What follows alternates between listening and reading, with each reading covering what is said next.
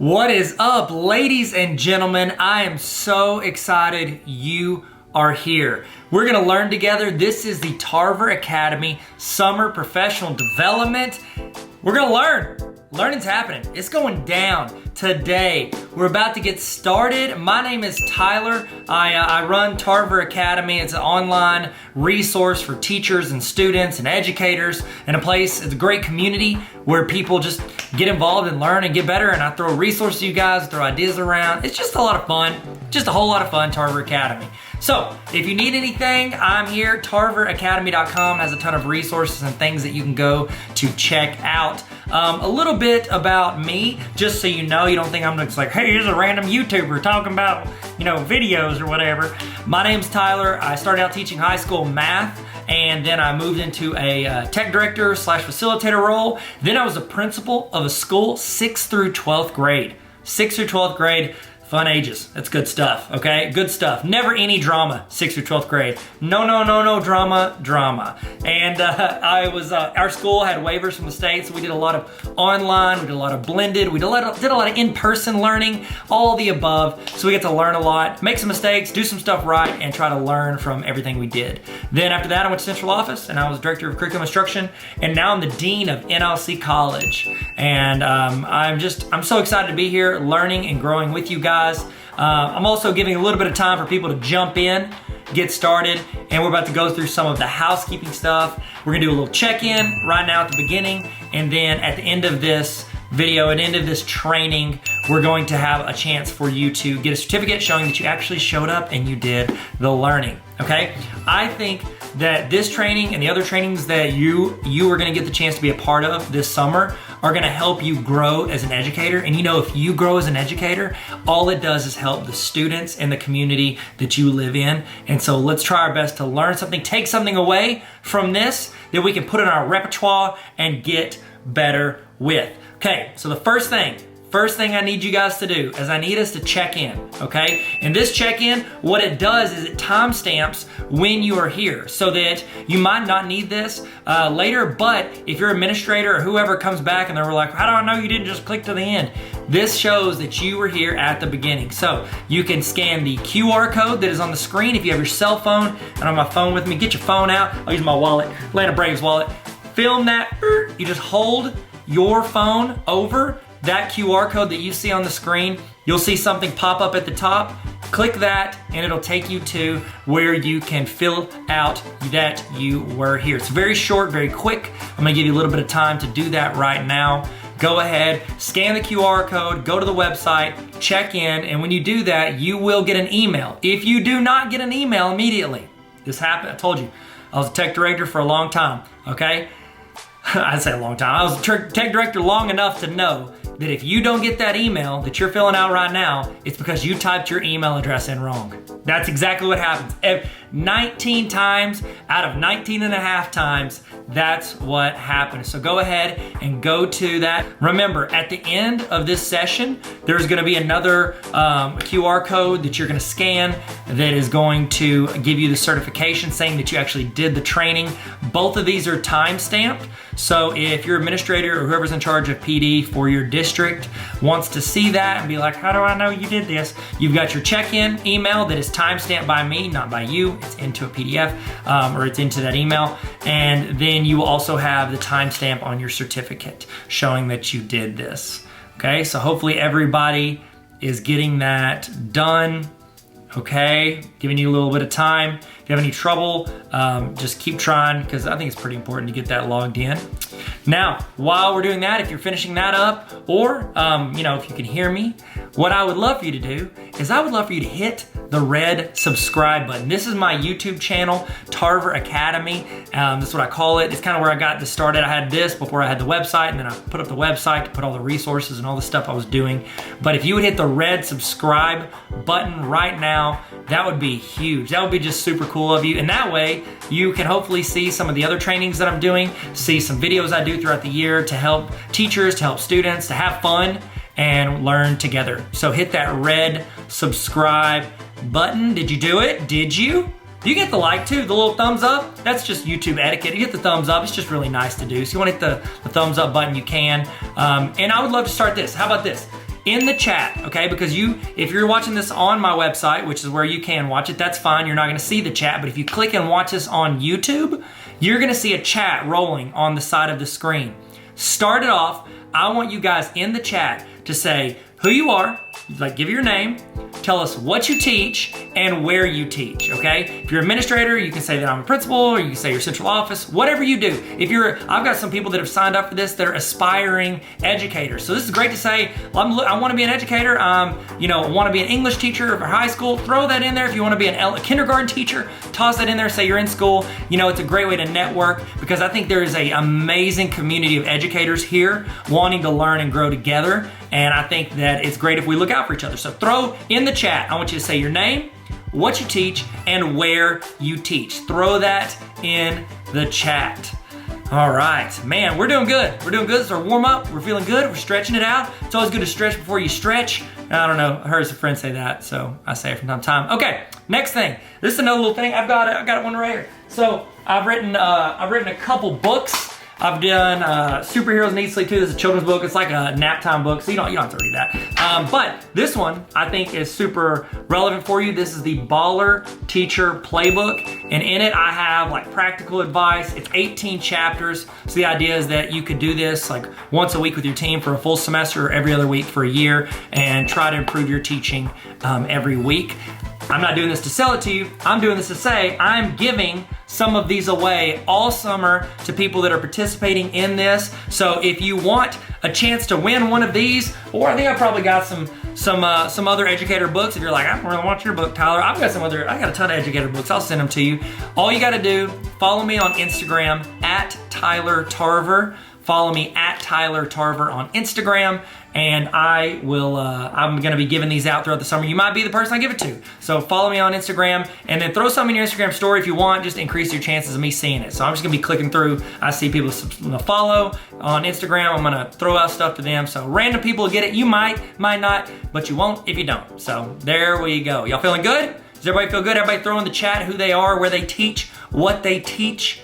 Okay, so to explain also what this is, you are watching, this is a live broadcast. So this is going as a YouTube premiere or a full-on live video. So one of the two. Either way, that chat is happening live. Everybody that jumps into this video at any point is gonna be watching it at the same time as you. So it's great to get in the chat and talk, discuss, ask questions, give input. If we ask a question in the video, you can type it in your notes, but you can also type it in the chat. You can copy paste from the chat. It's a great way for you to be a part of this live broadcast, okay? So if you have a Google Notes, if you have a notes document, if you wanna take notes by hand, I've got a template for notes if you want. It sent it to you whenever you filled out your email. It should have been on that page whenever you did your check-in at the beginning. If not, it's on like every PD page. I have my website, tarveracademy.com. Click on PD and you get a free notes template, or you can take notes in your own doc. However you want to do it, take notes,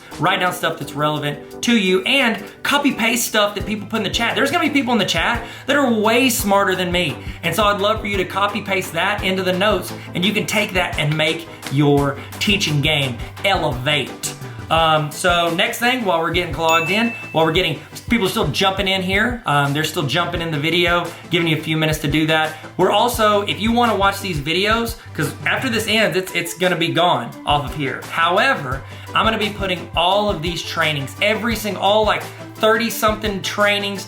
I think it's over like 120 hours worth of trainings. I'm putting all of that for people that join what I call the Tarver Academy Honor Roll. It's a small group of educators who are trying to get better every week, and I send out weekly emails during the school year to where you're getting templates, you're getting resources, back to school starter kits, you're getting templates for Google Forms, trainings, PDs, tons of stuff every single week delivered to your inbox, and also you have access to all of these trainings. That is available if you go to tarveracademy.com/honor roll if you want to. I think it's a great decision. I think it's a great decision. Nobody's in here. Who am I talking to? I'm not talking to anybody.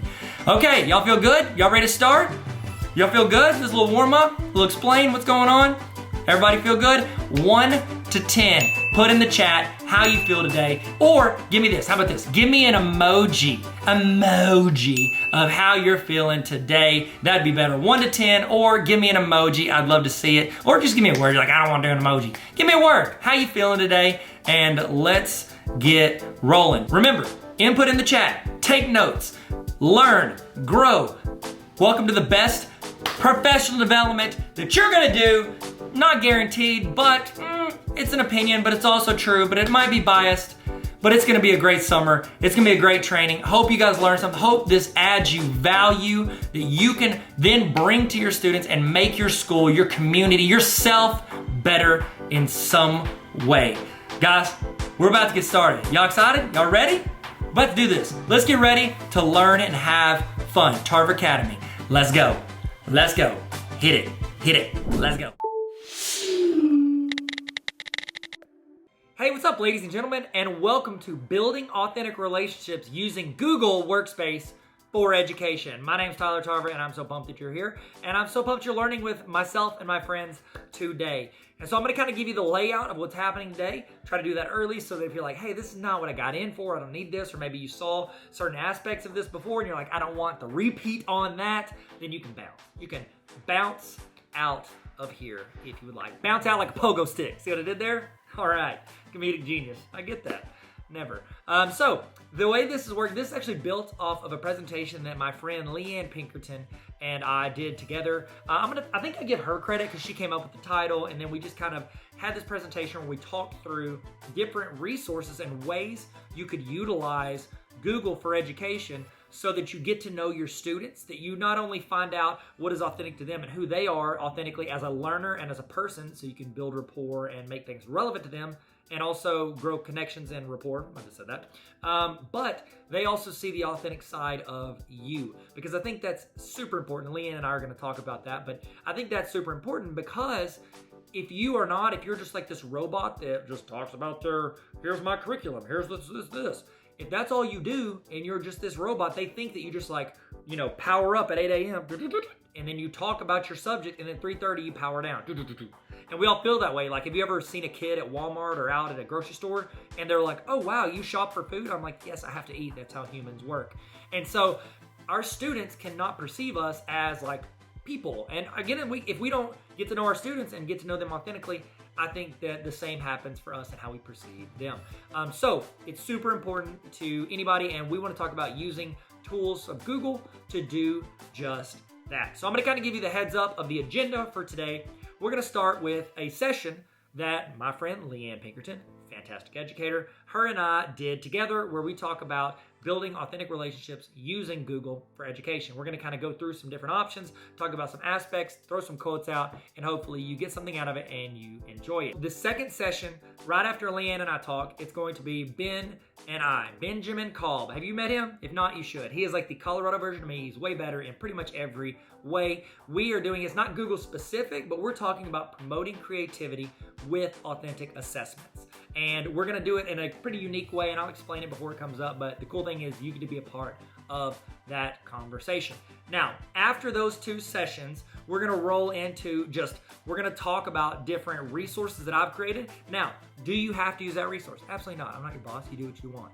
However, if you want that resource, you can get that tarveracademy.com/resources, and I'll try to link to all of them on the page for this so that you can have those, okay? So if you want those resources, they should be available, tarveracademy.com/resources. And what I'll be doing is a combination of talking through them, like how we create them, how we build it.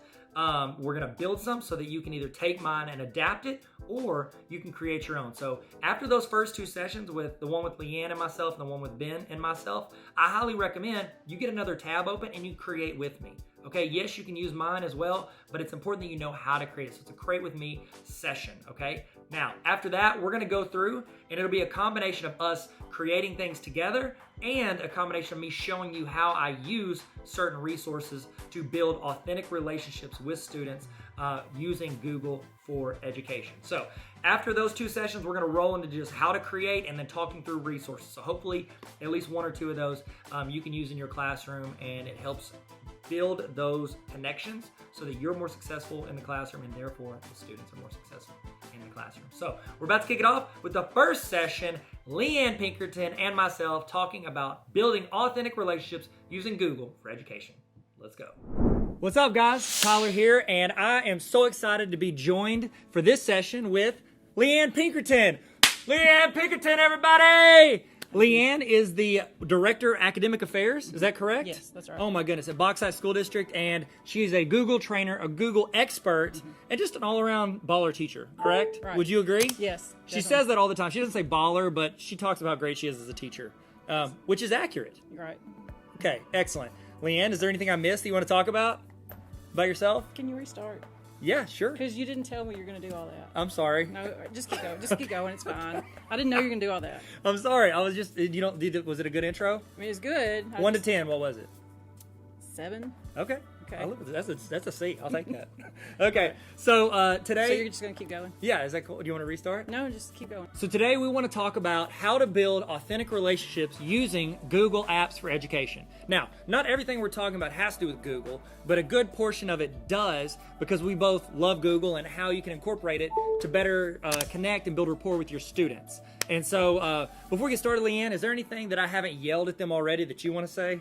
No, welcome to our talk, our TED Talk, our Google Talk. Our Google TED Talk. Yes. Thank you guys for coming. We're glad you're here. Thanks. Not sponsored by Google or TED Talks. We appreciate that you're not just watching this for PD hours. Exactly. You would watch this for fun no Right. matter what. Right. Exactly. Okay. So we have an intro slide, but I told you a little bit about, you know about me because I've already said it like 40 times, but Leanne is the Director of Academic Affairs. And so that's her title, but does that describe your personality?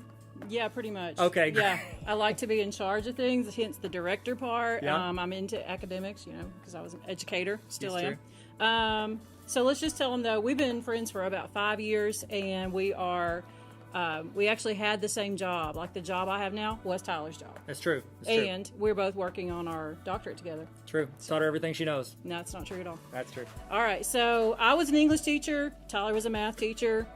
We are both into Google. I like cats and dogs. I'm allergic to cats. He likes Harry Potter I do. and skinny jeans. He's kind of a hipster. I'm not. Yeah. I'm kind of I don't know. I mean, people would call you hipster, probably. No, they wouldn't. No. No. I would say, What do you like? You like waterfalls? I do like waterfalls. Chases waterfalls? Yeah. Hashtag TLC. Right. Do you ever get tired of that joke? No. I think people probably want to hear about Google. I don't No, think I think- I well, don't that's think the they thing. care anymore about I this. think they care everything about what we're talking about because they're getting the PD hours. That's Just true. kidding. That's Just true. kidding. The longer we talk about ourselves, the more PD you get. But here's the thing, with us telling you those little bits about us, you may like to go and, walk through the woods and look at waterfalls. You just connected with Leanne on something. She has a connection point. If you like Harry Potter, you have a connection point with me. If you like cats that have no hair, Leanne loves those kinds of cats. I do. We have pictures later if you're interested. And so there's a way you can connect with people the more you know about them. If you just know their title, you don't always have a connection point, besides being an educator, if you're an educator. So that's some of the stuff we want to talk about. Now, we are unashamedly like the things we like, correct? Right. Like, I'm not ashamed of liking Harry Potter. It's a great book series. Right. I'm not ashamed of chasing waterfalls. It's fun. That's fair. It's fun. Don't go, Leanne. No. The chase. No? We said we weren't going to sing. Okay, so here's the deal, though. That's us. He's a Harry Potter. I'm a waterfall, whatever. But if we tried to be somebody else, we probably wouldn't be very good at that. If I pretended to like Harry Potter, which I don't, I'm sorry, I just don't. Hurts. If I pretended, I probably wouldn't do a very good job at it. So I think our first slide is about just be yourself. Just be authentic with your students.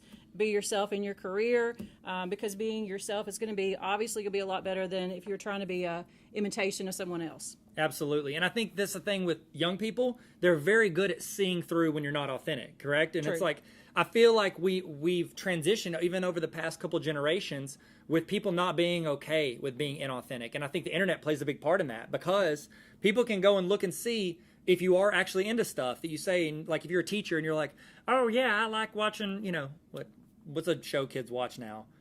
I don't know. American Idol? No. I don't Jersey think so. Shore? Is that No, still a thing? I don't know. Okay. Outer Banks was on. Oh, there. Outer Banks. Okay, so if you're like, oh, the kids are talking about Outer Banks, you're like, oh yeah, I love that show. It's great.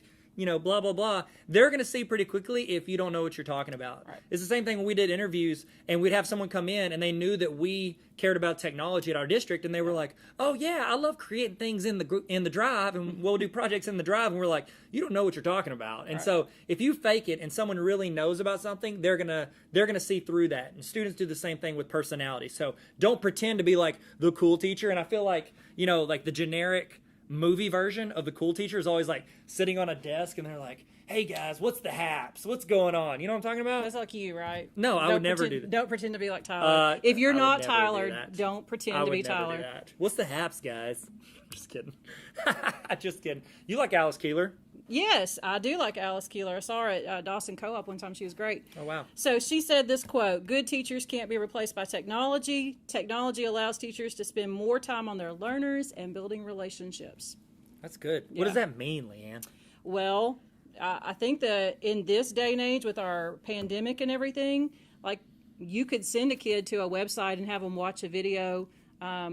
They might learn what they need to learn, they might not, but they're not going to have a connection with anybody. And that's where the teacher comes in, and it's probably your most important role is to make a connection with your kids. Yeah, and I think one practical way to do that now with the situation we're in, if, say the next time you're in class, it is virtual. Yes, you're talking to the whole class if you're on a Zoom or a Google Meet, and you're chatting with everybody, whereas that would have been you standing in front of the class and then them learning and talking to them, and then they leave and they have 5 minutes to get to the next class. It didn't leave a lot of time for you to chat with students after class. Right. Now what I do is I encourage my teachers, after class ends and 30 students leave your Zoom or your Google Meet, you can sit in there, and if there's 2 or 3 that want to sit around and talk or chat or whatever it is, you have that opportunity now to talk as long as you care to. And so it's a really great way to expand what you didn't have the time for in a traditional classroom. Right. So. A lot of our little elementary classrooms, the little kids, 2nd and 3rd graders, are meeting via Google Meets and Google Hangouts. Well, I guess just Google Meets, right? Yep.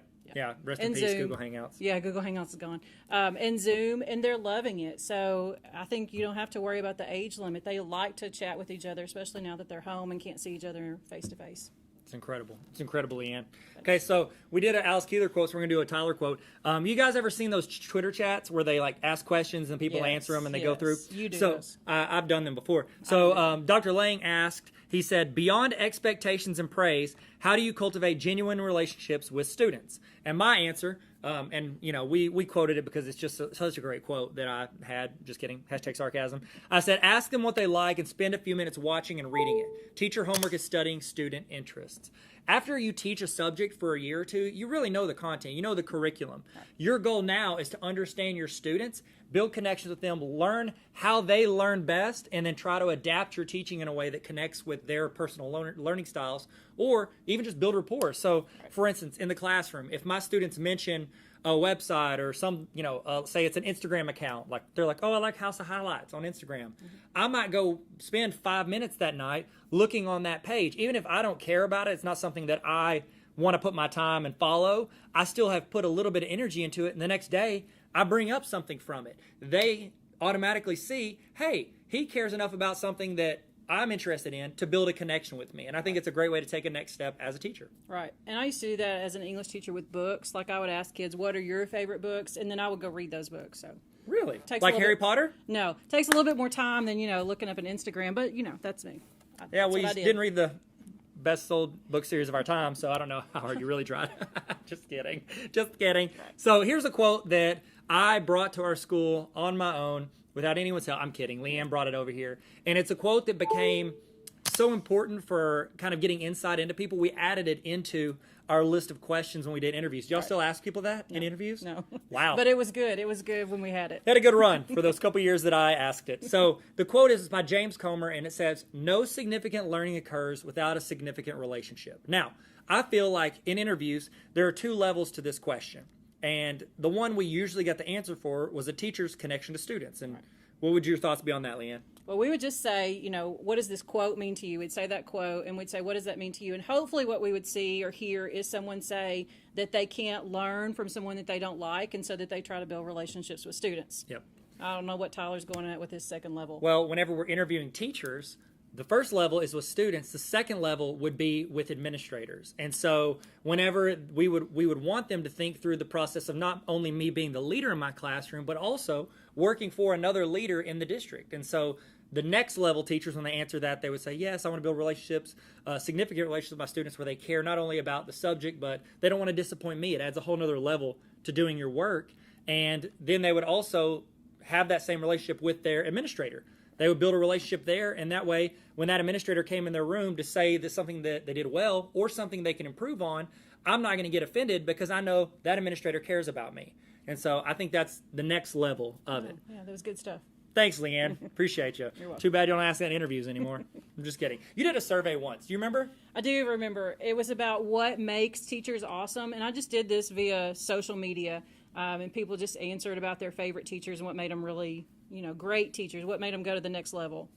You want me to? Yeah, please. Slides. Yeah, I don't know how to work Google. Okay. I'm just kidding. So numbers also. Yeah. We have numbers here. Favorite teacher. 70% of our respondees said that their favorite teacher made a connection with them, like an individual connection. They went out of their way. 90% said... We just made up the percentages. Yeah, These did. are the top 3 things that mattered. Yes. We just put numbers on it because it looks prettier when you add graphs to it. Yes. 90% said that they reached out and went above and beyond to just do something extra to show that they cared about them. Or reached out and went above and beyond in their classroom. So, and then that leads to our third thing that their favorite teachers all had in common, which is they made learning fun and interesting. So they did something extra. Exactly. And one of the things that always bothers me is when people think if you are a fun teacher, that equates to not doing real work in your class. Right. How many of us enjoy stuff, but we also learn from it? It's like the best of both worlds. It's like you're not only are you educated, you're entertained in the process. And I mean, have you ever learned from a documentary? Yeah, what's your favorite documentary of all time? I don't know. I just watched Waco last night. Ooh, Amanda watched that. Did you like it? I did like it. It was good? Yeah. You finish it? Yes. Okay, solid. Don't watch it, though. It's probably rated R. Leanne, you should never promote that. I watched The Last Dance. Did anybody else watch The Last Dance? In the comments, let me know what you thought of The Last Dance if you watched it. Michael Jordan documentary? Did you watch it? No. That kind of hurts. That hurts, Leanne. But it's fine. It's fine. Waco's good, too. Yeah. Okay, so, look, who are all these people? Who are all these people in the picture? So we actually have several people there from Bauxite Schools. If you are from Bauxite Schools, you'll recognize some of them. We have Mr. Quinn, Miss Pinkerton there with blonde hair. That's you. That's me. Micah Brown, our librarian. And this was at Waco, right? It said the Alamo. Same thing. That's okay. I may have misunderstood. I'm just kidding. Remember the Alamo, Tyler. Remember Oh, the yeah, Alamo? you're right. Okay. I'm sorry. Okay. Mr. Donahue, our superintendent, and then we have the separated two. Tyler and Josh. Tyler and Josh. We're in Conway now, but at different locations. Yes. NLC College. That was up. When I was looking this a second ago, I noticed they're separated from everybody else because they've left us. Well, no, y'all pushed us over there. Y'all said, why don't you guys stand over here? And we'll stand over here. We should have cropped the photo as soon as you left. That's hurts. Yeah. So how does this make us more authentic? How does it make you a better teacher if you're more authentic in the classroom? I think, like you said earlier, kids just know when you're not yourself, and, they can see through it. So would you, question. Okay.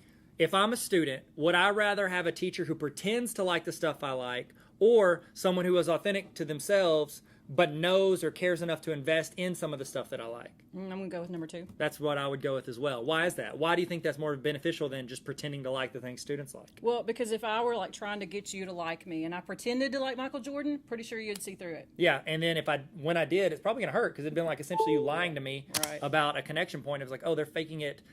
Or here's another thing too. Think of this feeling. Think of the last show you watched on Netflix that you really got into. You thinking of it? What's your favorite show? What is it? Like my favorite show ever? Or like a show that you just love on Netflix. Oh man. I don't know. I didn't know you were going to ask me that. Well, I mean, it's just a TV show, so.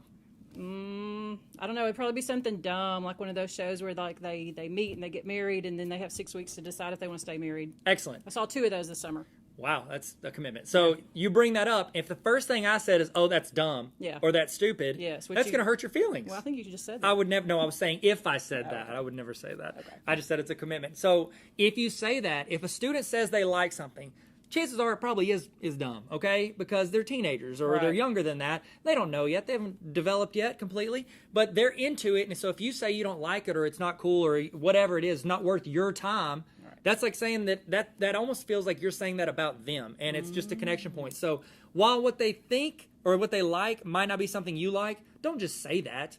Don't say, oh, yeah, I don't like that. It's terrible. Right. Like, it's just going to hurt their feelings. So You can be authentic and not be mean. True. Excellent. We're anti-mean. Okay, so you might be thinking to yourself, I don't need new friends, so why should I like make friends with my students? And that's the thing. We're not trying to encourage you to become besties with your students. We're just saying make a meaningful relationship. So on the slide you have here, that's actually 3 of my friends there, and they're all wearing cat shirts, which I love. I don't know how they all decided to do that the same day. We were going to a PD, and Leanne brought, those are all Leanne's cat shirts. She brought all of us to wear. I still wear all of them. Great choices. Yes. Great choices. Anyway, so those are friends. And my students, even though I love them, I still love them to this day, they weren't my friends. And so we're going to encourage you to be selective with what you choose to share. Remember, you're not their buddy, but you can still be close to them. You can care about them without being their, I don't know. Their pal. Their pal, their buddy. Yeah, because that means that they're going to start pushing the line and see how far they can get in their classroom. Whereas if you set, hey, I'm the authority figure in here, however, I do care about you, it's a different relationship. And so that's what you want to push for. Right. So Google has one of the best ways to connect and build relationships with people. So starting out, let's look at email. First off, answer all of your emails, okay? Time frame, that's debatable of like 24 hours or 48 hours. Leanne likes to get to emails quickly. I just guarantee that I will get to it eventually. And so with emails, if a student sends you an email, especially when you're not in a traditional classroom, it counts there, but it's even more so whenever you're working remotely or online. If a student reaches out via email and you do not respond, or you see it and you're like, oh, I didn't get to it, or I got too many emails, I can't catch up, I'll just mark them all. If you do that and a student had reached out to you and you don't respond, that equates to them sitting in your class, them raising their hand and saying, I have a question. You look them in the eyes and you ignore them. Right. That's what you're doing, because email is still a valid form of communication for them, and they expect an answer and a response, even if they don't always respond themselves. Right. Correct? And I'm going to go out on a limb and say I would respond the same day, even if it's not your work hours. That's just what I would do. But definitely, if you don't want to do that, you don't want to respond at night, at least answer them the next morning. Yep. And then we have links. Everything that's in blue, if you're on the presentation, everything that is in blue is a link to a tutorial on some tips that we have for essentially making that inbox a little bit smaller, so you can cut out some of the stuff you don't need and you can make it a little more efficient. So those are just some ways to do it. I do my inbox. Do you do yours as unread first? I think it's just default right now. Okay, well, I have unread first, and I use it as like a checklist that makes sure I do not miss any emails coming in. And that's how I handle it. But we're not ready to move on. We still have great. Other things to say. Sorry, what all do you want to say? Well, I mean, we've got some good stuff on here, like schedule send. Yeah. We have some people that I used to work with that would send emails in the middle of the night just to make it look like they were hard workers when actually they were just insomniacs. And what those people could do if they wanted to look more normal is schedule send at 8 a.m. the next morning. That's one tip for you. That's good. I'll tell you one thing you need to do is make sure your inbox stays uncluttered. So if you're getting a bunch of Bath and Body Works emails or Amazon emails, you need to get those to a different email account. And this is what I do. It's a personal tip. I block people constantly. Really? Yes. On email? Yes, constantly. Like they can't get an email to you? Yes. Oh, you're talking about companies, not like individuals that you know. Yes, and you. I do the block and report as spam like daily, because I've been getting like 30 spam emails a day from companies saying this is how we can help you in this pandemic. It's too much. And so then I might miss a good email. So I do block and report as spam all the time. That's good. And that's also because when you only have like 10 emails to check, you're not as hesitant to go check it because it's not as much of a commitment as when you see you have 85 or something like that. Right. So I agree. And, there's unsubscribe. We talked about that. There's some tips on how to do that in there. And then unsend is a great feature if you want to click that. And what that does is it gives you anywhere from 5 to 30 seconds after you click send on an email to undo it and take it back and be like, oh, wait, I didn't want to send that. Because anybody ever written out an email and as soon as you hit send, you're like, oh, no, did I send that to the person that I might have been making fun of in the email? Which we would never make fun of somebody in an email, ever. And so whenever you send it, you can pull it back, check on it, make sure, and then send it the right way. Also, it helps if you send an email to a group and you maybe left somebody off. You're like, oh, did I tag so-and-so on there? Because no one likes to be the one they was forgotten about and then forwarded to later. Right. How you tag and send emails says a lot to the people that receive them. Okay, so keep that in mind. Same with text messages. Yeah. Somebody leaves a group text, that says a lot about something. You know what I mean? Or you get kicked out. Ooh, that's bad. Wish I could unsend text messages all the time. I wish you could unread text messages. You know what I mean? Because I'll leave them as unread and not respond because I need to remember it a few hours later. Yeah. And I would love to respond, mark as unread, like I do my email. I think you can do that. No? I do that all the time. I don't think it's possible. It is possible. I have my phone. I'll show you later. Wow. Okay. Cool. Learning stuff. Okay. Awesome. So Google Slides. You guys did a really fun activity when you were at the middle school, Right. With slides, and you're getting back to school, getting to know you stuff with teachers. Do you want to talk about it? Yeah, so we had new teachers coming into the district, and we asked them to do a set of collaborative slides, like we put them in teams, and had each team go find different places around the district and take a picture in front of that spot. And then they had a little bit of time to get the slideshow with all of those different locations as a picture in the slideshow back to us by the end of the day, and whoever got it in first won something. So we have an example there. One of them is like, take a picture in front of Minor Academy. One of them is take a picture at the center court. Look, your name's still on there. Oh, rest in peace. Take a picture in front of the pit. And so that it had several purposes. And you could do this in your classroom as well. You could say, go take a picture in front of where you're supposed to turn in your work. Take a photo in front of wherever you sharpen your pencil. And anyway, so they learn the location, they learn how to use Google Slides, and they get to know people in their little group. So I think it's a good first week of school activity. That's good. Another thing that we used to do is in classes and for teachers, we would do getting to know you slides. And so essentially what they would do is they would have an introductory slide like we have on here on the screen. And it just says, hey, add your name, what you teach, a quote, and then a photo. And then everybody would start adding those in there. And that would be a chance for everybody to go in and look around on other people's and get to know their colleagues. Because, Right. I mean, all of us have worked with people for a couple of years. We don't know their name. It happens. It happens. It's a good way to check, get to know them a little bit, and know what they look like. And then we could also take this slideshow, put it on the TVs for open house, and when people come in, it would be scrolling. So while parents are walking around or looking at it, they could see the different teachers. Right. And we played that in the cafeteria, especially for like sixth grade lunch, so that they could see who everyone was. That's a good one right there. That's good. I like that you equated yourself to Mother Teresa. Yeah, I like Mother Teresa. I know. Yeah, you're the same person. Practically the same person. Yeah. Fun fact, Leanne and I have the same birthday. It's true. June 15th. Cool. That's right. Also, who else's birthday? State of Arkansas. Ice-T. Ice Cube. Ice Cube. Neil Patrick Harris, Helen Hunt, Wade Boggs, and there's a couple others. Okay, so excellent. Did I take that photo of you whenever we were on a PD trip? Look at that. Possible. So lovely. So lovely. Okay, so I'm just saying I get cred, photo cred. All right, there you go. Next, Google Docs. You did some really cool stuff with Google Docs. I do love Google Docs. So Google Docs, obviously, you're going to want your kids to write on Google Docs. But another thing you could do is use a Google Doc template to assign work. Hey, get back over here and click your template. Checking the camera. I don't know what you're doing over there. Let's check the camera. So the templates, it's just a time saver. So you can do. I don't want that one. Yeah, I don't like that one either. You could do. Put out your header and your spacing and your font and everything exactly the way you want it, and then all they basically do is put in the content. So it's a big time saver when you're grading. You don't have any templates in here? Actually, I do. It's that one. That one. Nailed it. First try. So basic template, that's a good one if you just want them to see how to do the header, how to do their last name up at the top of the page without it saying Pinkerton 1 on every page. So that one is a good one. And then go ahead and go to that other one. Okay. This other one is, I call it a coaching template.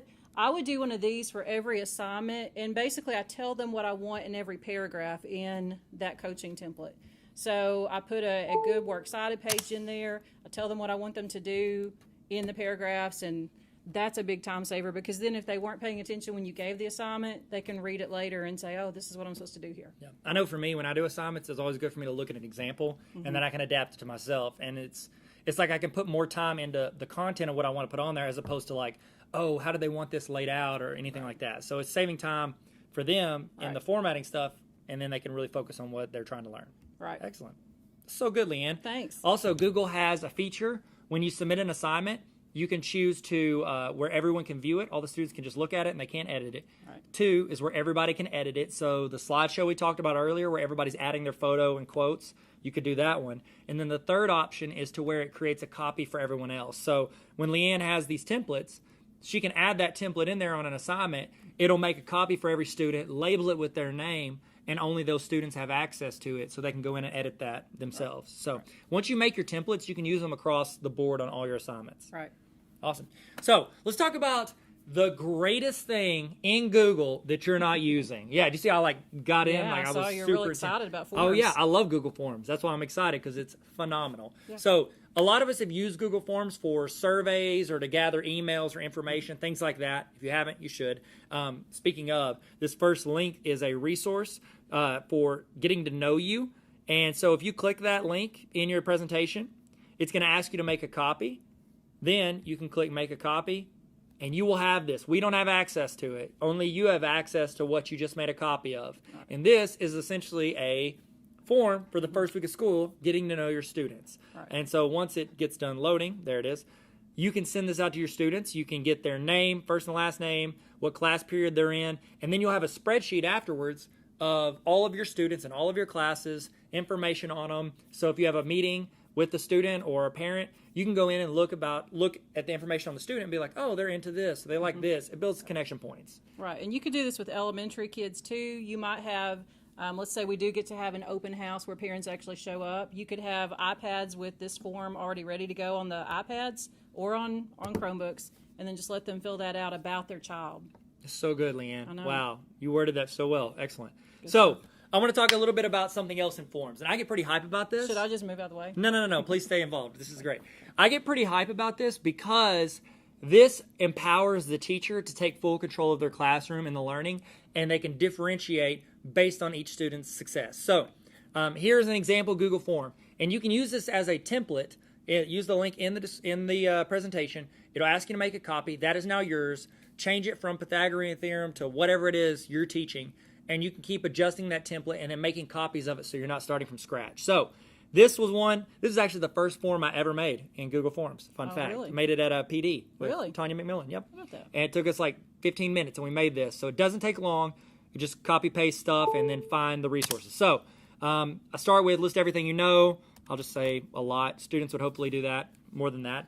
Now, then I go ahead and find the YouTube video teaching what it is I want to teach. So instead of taking the time out of my class for me to present it, students can go in and watch it at their own pace, because some students might already know. Mm-hmm. Some students might prefer to go find a different video. I don't have to repeat it. If they didn't understand it, they just rewind it. So there are a bunch of options for how it can help them. Do you want to make a comment about my face on there? It's just kind of funny that you chose a video of yourself. Of course. Why would I not? There's Khan Academy. Well, let's not get into that. Okay, so then I ask a question, all right? And this is where Google Forms gets pretty great, because we've all been able to put in YouTube videos and all that other stuff, questions and assessments in there. Mm-hmm. This is where it gets good as an assignment. Right. Which side's the hypotenuse, Leanne? C. That's correct. Mm-hmm. Good job. So if I hit C and hit next, I move on to the next page. It was a quiz. Now I'm going to back up. Okay. Let's say I got it wrong. Right. Let's say I'm a student and I selected A, which is incorrect. I don't know that I got it wrong. I don't know that, okay, unless you tell them that they did after they answer it. What it does is, instead of them going to the next page in the order of operations, they bounce down to a different page and they can get extra help. So what you did is I put in like the infographic of what a hypotenuse is. I put in text describing it, and then I put another video of someone that is not me. I feel like he's saying that really complicated. What he's trying to say is that the kid will go to a different question based on whether or not they got the first question right. Exactly. So if they didn't get it right, they're going to get a different screen than if they got it wrong. Correct. And so that student doesn't know they got it wrong. They just think they're working through the assignment, and it's going to essentially adapt based on if they get the questions right or wrong. Then when they hit next, guess what? Boom, they're back with everyone else. So it's like if you get it wrong, you get remediation, and then you get to come back with everyone else. You get extra help. And this is great, especially if you're doing remote learning, because the student wouldn't know. Like, there's nobody to compare their screen to. They're just going to work through, and it's going to adjust based on their skill sets and what they're getting right and wrong. Right. Now, if you are in the classroom, it's a great tool because you can be walking around helping individual students while your co-teacher, the YouTube video, is working with students on a mass level, and you can see their screen and be like, oh, wow, I know that's the remediation screen. I'm going to walk over there and talk to that student and see what they don't understand. It's like them admitting that they don't know it without telling anyone else in the room that they didn't know it. So it's great. I love using Google Forms to differentiate for instruction. It's just, being a good teacher and whatnot. It's a good thing. It's so good. I'm for it. Okay, you like this infographic. I did. I don't even know if it's still there. There it is. There it is. Look at that. What is it? What am I looking at here? Oh. It's so good. Okay, cool. Excellent. Thanks, Leanne. That was really good. I'm glad you added that link in there. You can take it out. No, I mean, this girl made it. I mean, we're just giving her credit for making her little picture. I like it. It's so good. Okay, so if you click the other link on the classroom discipline, you can get a copy of an example classroom discipline form. If you're a principal, you should be using this for your whole building. Don't use the, what they call triplicate forms. Yeah, no, Don't use those anymore. Use this, because you're going to get way better analytics on what you need to do to improve your school from every teacher. Now, if you are a classroom teacher, you should have your own discipline form as well. Okay? Yes, you have a district-wide or school-wide form that you fill out. You should have one for your classroom. Here's my opinion. You should have one for discipline, stuff they do wrong, but also add in whenever they do something above what is expected of them, the good stuff. Because when you sit down for parent-teacher conferences and you sort your spreadsheet with all this information, yes, you might have to tell the parent, look, they acted up 5 times and it was always because they were picking on this kid or whatever it was. But you'll also have 3 times that they did something exceptional. They went above and beyond. They were a leader in the classroom. You're adding in some of the good stuff, which makes the stuff you want them to correct go a lot further. Right. Yeah. So if you're a district leader and you're not using this this Google form discipline, then you're missing out. You're wasting money. This is excellent, and we've showed it to several districts, and they've adopted it, and they're using it and loving it just like we do. Oh yeah, because it's great, and they should. Yep. Excellent. Cool. Needs assessment survey. If you click this link, it goes to something you can send out to your teachers or your parents and get an idea of areas you can improve on. We used to do this building-wide and district-wide. Send it out anonymously. We wanted to hear from people. What can we be doing better? Because too often people build like their formative opinion on how everything's going based on the 2 people who have told them. Right. And usually squeaky wheels are the loudest. So we like to think we're not doing a good job when 95% of your teachers or your parents might be happy. Right. So we did this actually just recently once everyone went home for the pandemic. We did it with students, and we did a different version with parents, and then a different version with our teachers, and just got feedback from all of them. And we did find that, you know, one of the things we weren't really even thinking about that our seniors were missing out on was heavily on their mind. So you do get valid info if you do either anonymous or collect their email addresses. Either way. Wow. Probably get better answers if you do it anonymous, but sometimes you need their email addresses to make sure that, you know, it's only your teachers that are voting on this or are having an input. That's good. And plus you can follow up. If they say something really mean about you, you can follow up with them. Like, hey, I saw what you said. Saw what you said. We ain't cool. You need to find another district. I'm kidding, but seriously. Okay, so teach with memes. All right. Who doesn't like memes? Memes are very popular right now. I like memes. I love memes. You know what? I like a good GIF, too. Yeah, I like a GIF, too. Me, too. So we're both on the GIF fan club. We don't say GIF. So no. We say it the correct way. Let's just declare it. It's GIF. It's not GIF. Tell us in the comments if you agree or disagree with the correct way to say that. But it doesn't matter because it's GIF. It's true. Okay. All right, so I have an assignment here, Teach with Memes. And I want to say I made this with maybe a high school English class. Oh, you're just going to fix that. Yeah, okay. There you go. Go for it. Cool. Wish I knew how to use Google. That's Apple, but yeah, go ahead. So, no, this was a comp class. So basically we had kids go find, or had students go find the memes that they loved and then sort of write a little bit about why they thought that one was universal. And so if you've ever heard the word theme, you know, theme is supposed to be a universal thing, so it applies across time, across locations.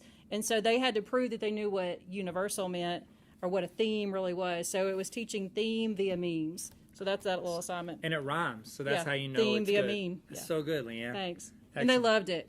Oh, we did say you can't have cuss words in your meme. That's always a valid rule to have. Excellent. Okay, so have any of you guys ever heard of YouTube? No. Anyone? No? No one? It's okay. You should. It is the second largest search engine in the world. Do you know that? No. Yeah. Google's number 1. YouTube's number 2. Guess who owns both of them? Google. Google does. Very good. 1 point for Leanne. Yeah. 10 points to Gryffindor. Am I right? Just kidding. You're Ravenclaw. Okay, so whenever you are wanting to teach your students something, YouTube is, I mean, essentially the greatest learning tool in the history of the world. Like, it is. Like, you can learn almost anything instantly from the phone in your pocket. Okay? So whenever you want to teach something, don't think that you have to reinvent the wheel, or that it has to be. It's always better if it comes from you because you control the content and your students have a connection with you, and it helps you build more of a connection with them because they do connect with people via video. However, if you don't have the time, resources, or you just don't want to make videos of yourself, there are people that you can find that have resources for teachers on YouTube. So please start incorporating that. I've got a list of a few of them in here. So Crash Course has incredible resources for teachers. Right. One time we sat down with a student and they said they passed their AP exam because 90% of what they learned from Crash Course in the 3 weeks leading up to their AP exam. It's true. It happened. That's what they said. So another one, Tom Ritchie. He's a history teacher. Love Tom Ritchie. Does a great job. Tyler DeWitt, science. Great job. And then, what is that? Tarver Academy. How did that get there?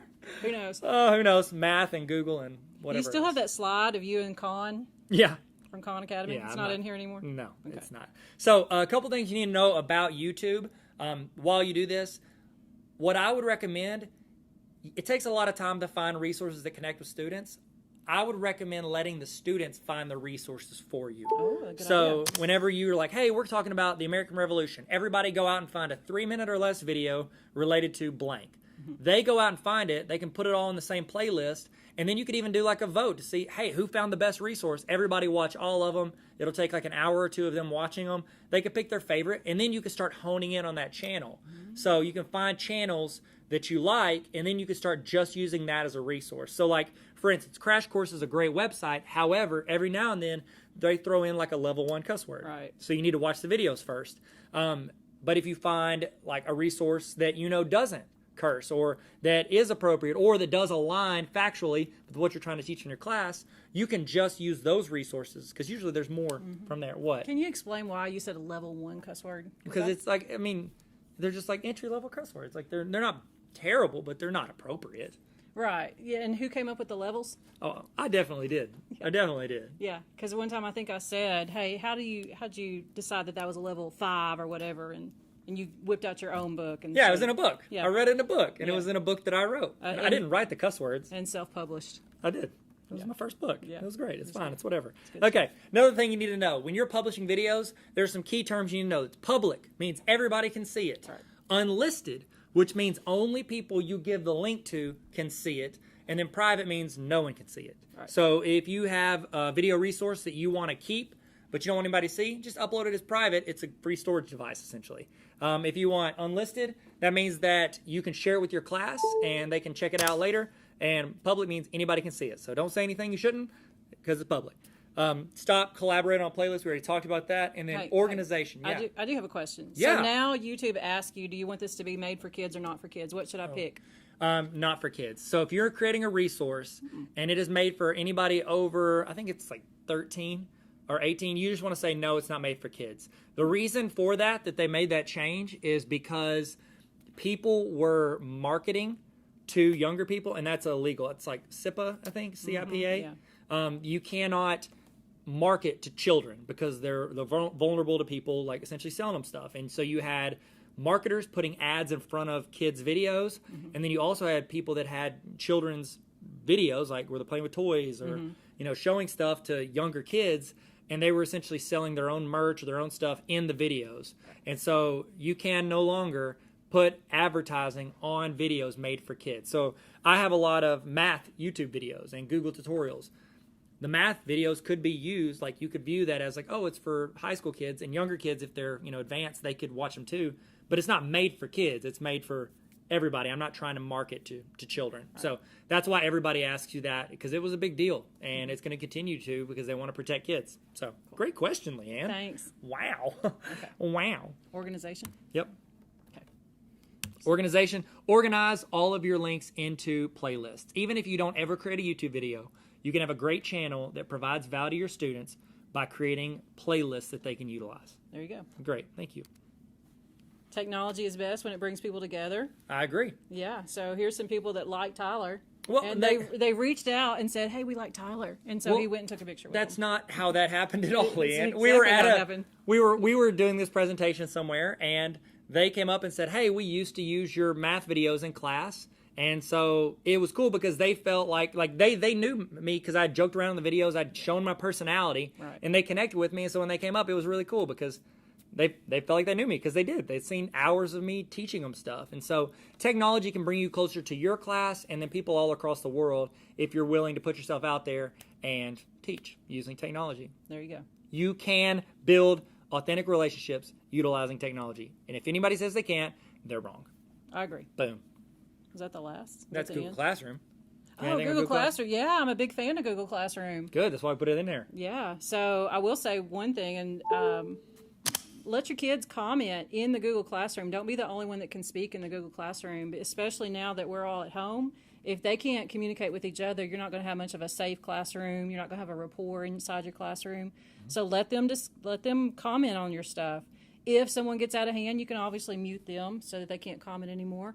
Another thing you could do, and I think this is fun, is you can make a little GIF of your students and make that your Google Classroom header, which I do. That's really cool. Yeah. Good choice. Yeah. Keep those conversations going. That's essentially like online texting, but you're covered because it's owned by the school. So. Right, and everyone can see it. There's no hidden stuff there, so you don't have to worry about any kind of ethics issues if everyone can see the conversations. So good. What's this creepy thing in the I photo? love that cat. That cat is like my spirit animal right there. Wow. I love that cat. That's incredible. So this is stories. You said this. This is your slide. I wouldn't say I just put the cat in there. Basically, if you do have appropriate stories that you can share that relate to the learning, that's a good chance to let your kids get to know you, because I think some people get 50% of this, which is they get to know the kids, but they're not willing to let the kids get to know them. And I think that's an important part that you can't overlook. So share a little bit of your life via stories that are appropriate. Stories is how we connect. That's why movies are so popular. That's true. Because they're just filmed stories.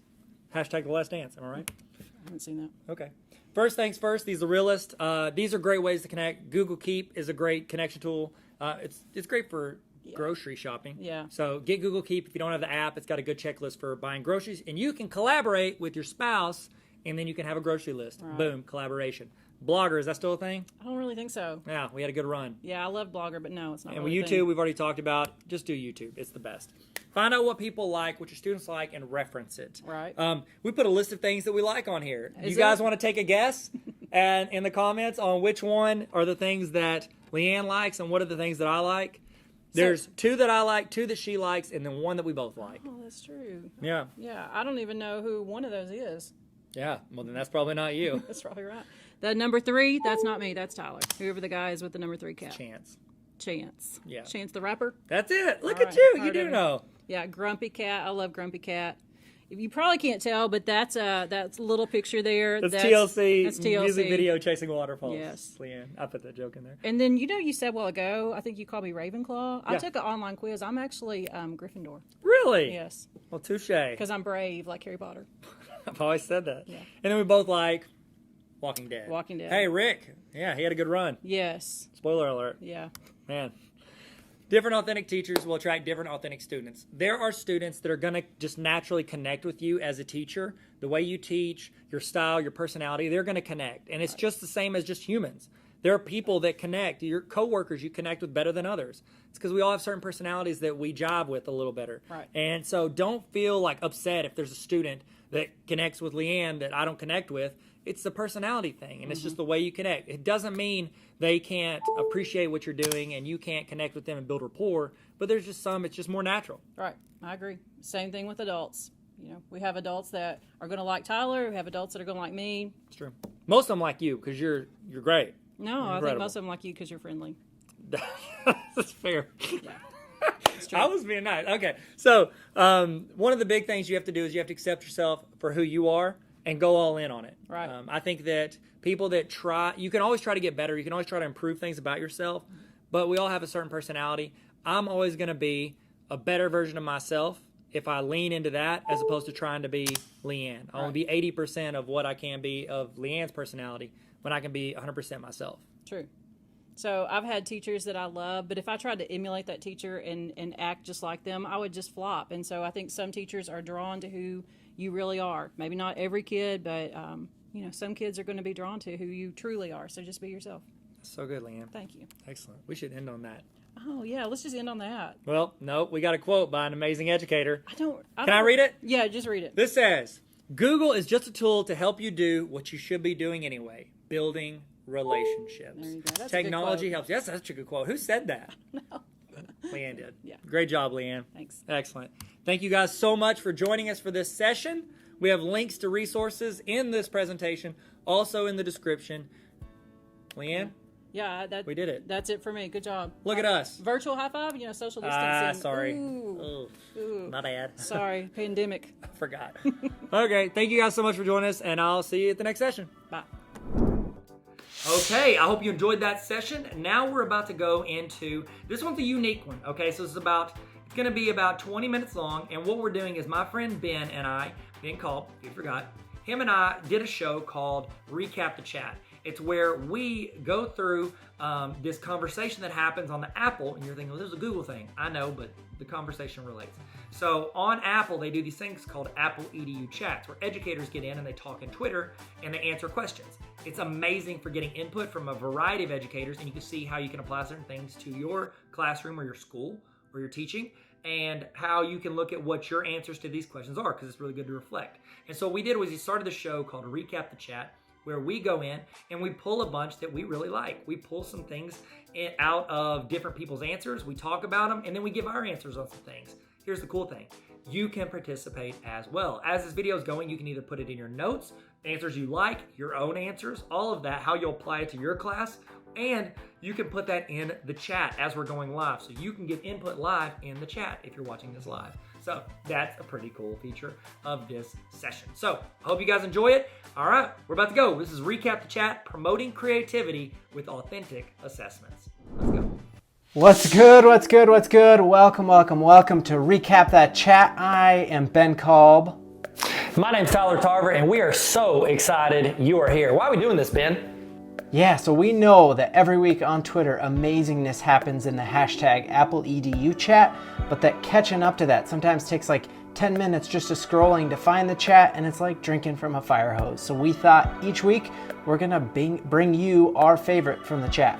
That's exactly correct. And this chat that we're talking about today is on promoting creativity with authentic assessments. Ooh, I like creativity. I like authenticity. Authenticity. That's the right one. There it is. Nailed it. Nailed it. Is a charm. All right. So absolutely. The people that hosted this were phenomenal. Ben, tell us a little bit about them while I look them up straight here from notes. Yes, definitely. So yeah, that's another cool thing. We're gonna model Apple tools as we do this. So today I am rocking Keynote using an Apple Pencil. Just love it. I think you're gonna see some really neat stuff that you cannot do in Google Slides. Tyler, which are you using? I'm gonna go with Notes. I'm just using the good old-fashioned Notes app. It's convenient, but also super powerful. Like I just looked up Liz, one of the people that hosted this, straight from it. But it's whatever. Notes is just dope, man. I'm just letting you know. It's really cool. I love that it syncs between your iPad, your iPhone, your Mac as well. Super amazing tool as well. And I love Keynote as well. So we're talking all about how authentic assessments can really get our students to be better critical thinkers and more creative as well. So Tyler, question number one, as we look into this, was authentic assessments are powerful, we know that, but how do you define an authentic assessment? To you, how do you know something is an authentic assessment? Well, I feel like whenever it resonates with students where they are, whenever you're doing something that they can find is relevant, but also it engages them, and not because it's flashy, but because it means something to them. So when it's authentic and they can give authentic answers and authentic application, I think that goes a long way with students. How about you, man? When I think authentic assessment, I think it needs to be a task that a student actually would have to do in career or beyond, just like K-12 classroom. So I think, I haven't written a 5-paragraph essay since I graduated high school. So that's a perfect example of something that is not an authentic assessment. You never have to do that in an actual job. Yep. I think, so having kids do blog posts, having them do videos, having them convince someone, all of those, because they are things you have to do in real work and in college and beyond. That's what I think of, a task that you need to do outside of school. Yeah, I mean, how many times do our bosses come into our office and say, hey, you have exactly 45 minutes to complete this task. If you don't, then you're gonna fail this job and you can't call or use any resources. Happens all the time, right? Never, which is very good. So so each of us then picks our favorite answer for the week, and it's a total science. right? There's definitely no judgment in their favorites or anything like that. No, So Tyler, playing faves. who'd you pick, man? Who did you pick for your favorite answer for question 1? I used @Miss T. Leon. I used her because she also curated the chat, but what she said was awesome. She said, authentic assessments engage learners through creativity. They are relevant, high interest, and designed with students and not just for students. The students are a part of that, and I love that she said that. Yeah, Love it. anytime you can have students like designing with it, that's probably a really good example of it being authentic for sure. Owners versus renters. They own it. Yeah, I like that for What sure. about you? What do you got? And I obviously have the correct one. I went, I skipped ahead there. Let's go back. So I went with Emily Lynch Deegan, who said that the big characteristic is that it's real, and it has to give students an opportunity to show their ability and to apply skills they've learned in real situations. So that's kind of what I was saying. Just the idea of like not just a multiple guess test. It has to be something you need in life outside of school. That's so good. That's so good. Excellent. Excellent. Okay, question 2. Question 2 says, what are the benefits of authentic assessment? Consider the benefits from both the student and teacher perspective. So, Ben, my question to you first. Kick us off. What are the benefits of authentic assessment? So many benefits. We're going to see that in the answers. We saw a lot of common themes come through.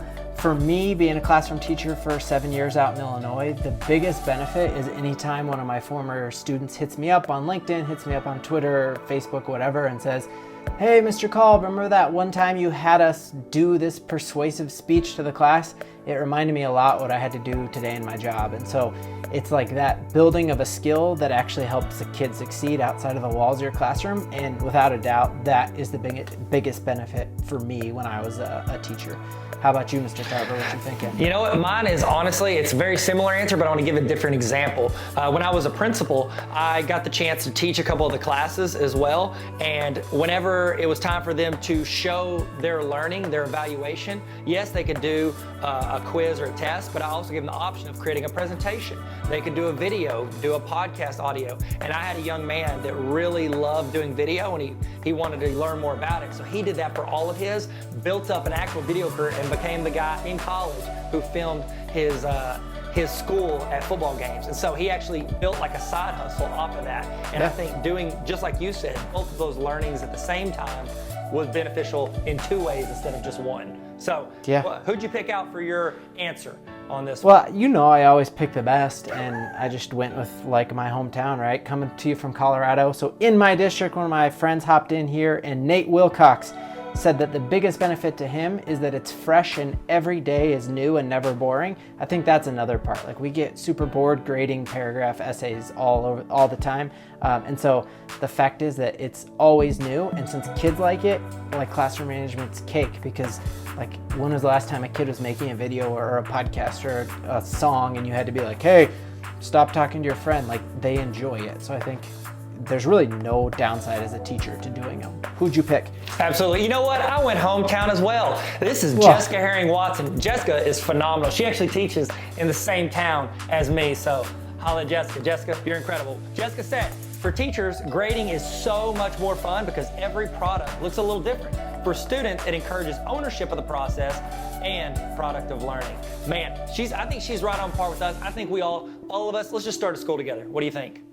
I think it's just the best thing. You 2 people from Colorado, 2 people from Arkansas, let's take over the world. I think we've all got it figured out. You're a math guy on my screen. I just love that you can annotate on top of slides as you're in presenter mode. I just did Colorado and the greater than sign, Arkansas. Oh, wow. I hope I spelled it right because we're live. Ben, we like to keep this show honest and authentic, so let's try not to lie to people. Arkansas is a natural state. What's Colorado? The artificial state? I can't even remember. I don't know. Next question in Recap the Chat. We're looking here. How can students design authentic assessments for a global community? How can students share and showcase their work for authentic audiences? What do you think there, Tyler? Man, Ben, I thank you for asking. I've been wanting to tell you this for years. So I love this because the internet has connected us. And not only is it a way for us to create and show people what we're doing and what we're learning and building in the classroom, but it also gives us a chance to see what they're doing. And then we can have not only empathy, but we can you're traveling to a different place essentially because you're learning with other students in other countries. And I think that's incredible. And I love that the internet connects us. And I think we can create it, in a ton of different arenas. You could do podcasts, you could do YouTube, you could do Twitter, like we're doing Twitter. We're doing a combination of Twitter and YouTube right now. It's incredible. Look at us. It's nuts, man. Who would have thought? Not me. How about you, Ben? What do you think? Yeah, I completely agree. The power of the internet, there's the world is flat now for sure. And I think one of the biggest things to me is that you don't have to wait as a kid anymore to matter. And just the fact that Spotify was developed by a high schooler, if we're in this arena now where it's all about your ideas and about just putting content out there, and we don't have to tell kids anymore, when you grow up you can do this. It's no, you can do something right now that gets traction and that makes a difference in the world. So that's what I think, that when students are making for a global audience, they don't have to wait to matter when they grow up. That's incredible. Who'd you pick? I went with Katie Conway, Miss Conway ICS. Check her out on Twitter. She said, one way my students create for an authentic audience is when they write an argumentative essay about their favorite restaurant. We format the essay into a letter and send it to the restaurant. We often get responses and the kids love it. They're connecting with real people and real businesses, and they're showing that what they're doing isn't just in their classroom. It's connecting with an outside audience. I love that. Yeah, man, I love that one as well. How about you? What do you got? Well, I picked another hometown girl here, just an hour south of me. We have Katie Manzanaris, incredible educator. You got to go follow her at Miss Tech Goddess on Twitter. She had this really cool point that I liked, which is this whole idea of exhibition nights. So there are a lot of that. I think some of those schools in California, I don't remember the name right now, and this red light's recording and blinking and making me nervous. But there's those those PBL schools and stuff like that really tout the power of an exhibition night, where you are showing off to the whole community. You invite stakeholders from all over to come in and see what you're learning. So I loved that idea of having an exhibition night. And Katie, I only live an hour away, and you didn't invite me to your exhibition night, so that better happen next time for sure. Next question, in recap the chat, what tools and skills do your students use when they're creating their authentic assessments? Tools and skills. We got a two-part question here, Tyler. Choose either of them. Okay, I love it. I'm gonna go with, the skills and tools, because they're combined, because you need skills to use the tools. So my students love making video. So whenever I give them the opportunity to do that, that's kind of their medium that they're really into, because they're already on it. They're on Snapchat, they're on Instagram. So I ask them to incorporate that in that world into their assignment. So anytime I'm hey, create an Instagram account of what it would look like for this person if they were living today, or create a Snapchat essentially connection and a news story from what you're doing. I want them to create in the world they're already in, the world they have the screen time minutes in already. I want them to create with that. So video, and then they edit in Final Cut Pro, and they make some really cool products. Some of it's not very good, but it gets better every time they do it. How about you, Ben? Just like this show, episode 2. And this is this is the floor. We're getting better every single time. Every time.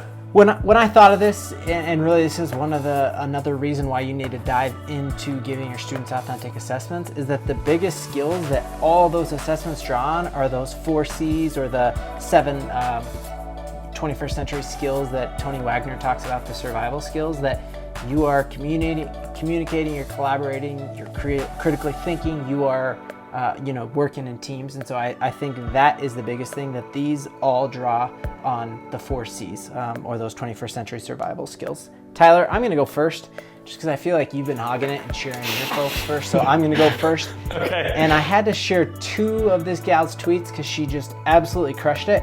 And I think her answer for number 2 was one of my favorite ones as well. So this is Bethany Nugent, at Bethany_Nugent on Twitter. Give her a follow. The tweet that I loved and I retweeted the second I saw it was called 101 Ways for Students to Show What They Know. And it just has a list of collage, drawing, podcast, book, editorial, letter, essay, all that stuff. So all of those are great examples of a way that you can give an authentic assessment. And then she talked a lot about kind of what I said, just the idea of the skills that it builds on is a lot like Bloom's taxonomy, that it's when you're doing an authentic assessment, it's a lot of the top part of that pyramid. Tyler, what'd you choose? So good, so good. I went with Rachel Mickle. Is that, do you think that's correct? Did I say that right, you think? Blink twice if it's right.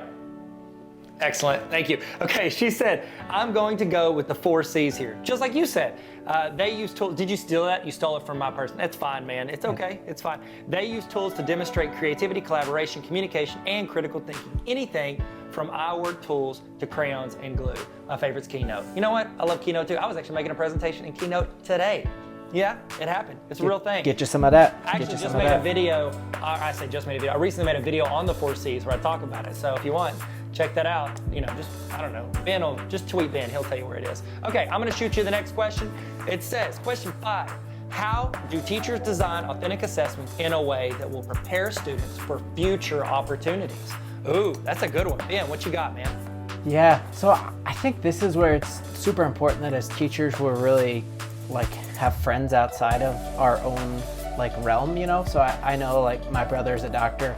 That's a brag. I mean, you were a principal, but my brother's a doctor, so. Oh, wow. That's probably that hurts. better, right? That hurts. I mean, I'm working on being a doctor. I'm a specialist. Does that count?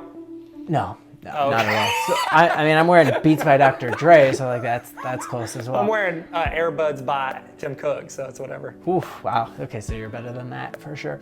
So yeah, I think, you know, I have friends outside of school who are in advertising or in other things, and it's just being like curious and asking them like, hey, what does an actual day look like for you? You run a nonprofit or you do development for a big organization, and just being really like curious about what are the things that you do on a daily basis and need to do really well, and then trying to backwards plan your class to meet those skills. And maybe, oh, I know that to be in charge of marketing, you have to convince a boardroom of this. How can I make my students in this next unit convince a boardroom of something? So I think it's that being curious, figuring out what other realms need to be successful, backwards planning your content to fit that.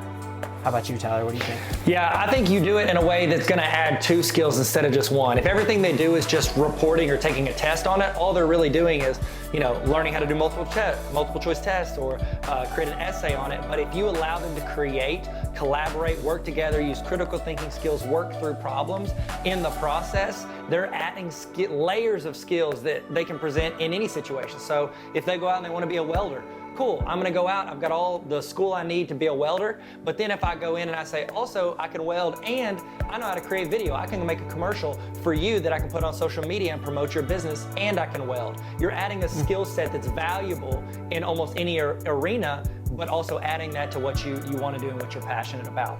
Okay, so you go ahead, Ben. Who did you pick out? What answer do you got for this from the Twitter? Yes, at Langston, EdTech, Chuck Langston.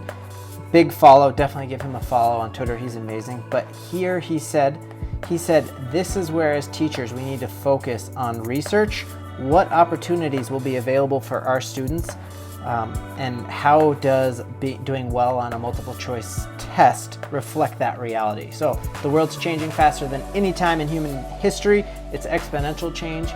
We know that, like, we just in Colorado had a Budweiser truck go from Fort Collins 2 hours south to Denver with no driver. We're building Amazon stores that have no cashiers. The world is changing faster than ever. We as teachers need to research, like, what are those future careers? What are the skills that students need to crush it in that career? And then how can we assess those skills using our content?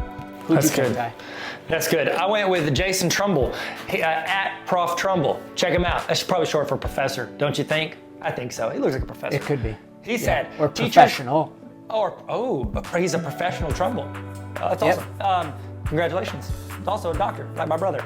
Just kidding. He's my brother. My brother's not a doctor. No, he's not. No, definitely. Teachers consider both soft and hard skills and incorporate them into the expectations we teach and assess. I love that. I love that he's talking about different levels of skills. You know, Jason and I, we're cut from the same cloth. Look at this. We had pretty much the same answer, both correct. The right answer. That's incredible. Absolutely. So good. So good. Okay, I'll hit you with the next question. You ready? Question 6. I am. Coming to you, Ben, says, what artifacts, data, or tools do you use from authentic assessments to drive learning in your schools? Do you say data or data? I say data. I say data when I want to be pretentious. Is this the situation where I should be pretentious? Yeah, I think so. Excuse me, Ben, what artifacts and data or tools do you use? Yeah, I think one of the biggest things that we can collect from this is kind of using authentic assessments as formative assessments for changing up our instruction. I think a lot of times with the multiple choice test, you didn't always understand why a student got a certain answer wrong. You just understood that, like, hey, the answer was B and they should have said C. So I think like in a video, when a student makes it, or a podcast, you really actually understand their thinking at a much deeper level. And you can actually use that formatively to be like, oh, my kid kind of understood this thing, but didn't 100% understand that thing. So that's the data that I always took from it, was like, how deeply did my student really get a concept? How about you, Tyler? That's excellent. So what I started doing was, and I'm going to try to stay in the realm of what I was talking about, where the students are creating it and putting it out on social media. Yeah. What they would do is we look at the analytics of the videos they're making. So when they put it out there, after a day or so, you can see how long they're engaging people in their video, and then also the communication that happens underneath it. And so we'll look at data tools based on like, what's retaining visitors to your video? Is it the length of the video? Is it the style? Is it how you started? And helping them not only to learn to make video and to learn the content, but also to keep the attention of the people in their video. Like hopefully we've kept the people that are still watching this, which I'm assuming we did, or else they literally can't hear us talking. So what question did you, or what person did you choose as? Yeah, their I answer? went with Miss Megan Randolph on this one. She talked about how important it is to carry forward that feedback with authentic assessment. So just the feedback that this gives teachers, kind of along the lines of what I was saying, just like that. You can use it as formative assessment. Everything is feedback, and feedback is not a bad thing. No, feedback. The more you communication in any role is always good. The more communication, the better. It's excellent. That's excellent. Okay, I went with Lori Wetzel. She said, my students are currently working on the Sphero Lift Challenge. Promoting, refinement, and video to support both have been fantastic. Of course it has, because you're a great teacher and you do great things in your classroom. That's right, Lori. That's a super Shout cool out, idea. Lori. She links to that on her website as well. Really cool. I'm more of an Uber guy, but what a cool authentic assessment to have kids program a Sphero as if it was a Lyft car. We know that actually Lyft and Uber are both trying to go driverless, and so that actually is something that probably will happen sooner than we think. Tyler, can I give one more shout out before we wrap this thing up? Yes, only if I can do the same. No, only you if I can't. can shout out Mia after you get done. Go ahead. All right, you can. So there is a person that everyone should go follow on Twitter right now, at Miss Peak Teaches, Caroline Peak. And this is so cool because I just did like a little Twitter, like clicking and clicking. She is actually pre-service teacher, so she's not even yet a teacher. She dove in and learned with us all, and this is her line. She said, we want our students to go from learning to living. And I can't really think of a clearer way to sum up this whole topic of authentic assessments than that. We want our kids to go from learning in our class to living successful lives. Authentic assessments and using Apple tools are an incredible, incredible way to do that. That's awesome. Wow, touche to her. Yeah. I don't think I was ever on it like that. That's incredible. She's not even in the classroom yet. She's killing the game. I know, That's it's incredible. crushing it. I'd also like to give a shout out to Mia Morrison. Mia is out there handling business with the Apple Edu Chats, and I just think she deserves a follow. You probably follow her already, but if you don't, please check her out. She's doing a great job, and she tweeted about what we're going to do next week on Recap the Chat, starring Ben and Tyler. She said we're talking about responding to the resistant learner. So if you could stay with us, mark whatever you need to mark. Check us out on Twitter. Ben, give me your Twitter handle. Yes, at Mr. Kolb. Show us on your screen. Show me your Twitter on your iPad. Can you do that? I mean, that's all the way back on slide 1, but yeah, I got you, fam. It's fine. Can you go to Twitter? Does your iPad go to Twitter? Hey Siri, of course my iPad goes to Twitter, man. Of course it goes to Twitter. Hey, thank you so much. If you think we should keep doing this, let us know. Yeah, man. Yeah, everybody out there, thank you so much for watching this long. If you did, you're pretty much a best friend of the show. And you are friend of the show. We're sending you stickers. You guys $20. I have stickers. I have stickers. Cool. Tarver Academy. Hit me up. I'll send them to you. All right. Much love. Thanks, All right. y'all. Thank you, guys. Y'all be good.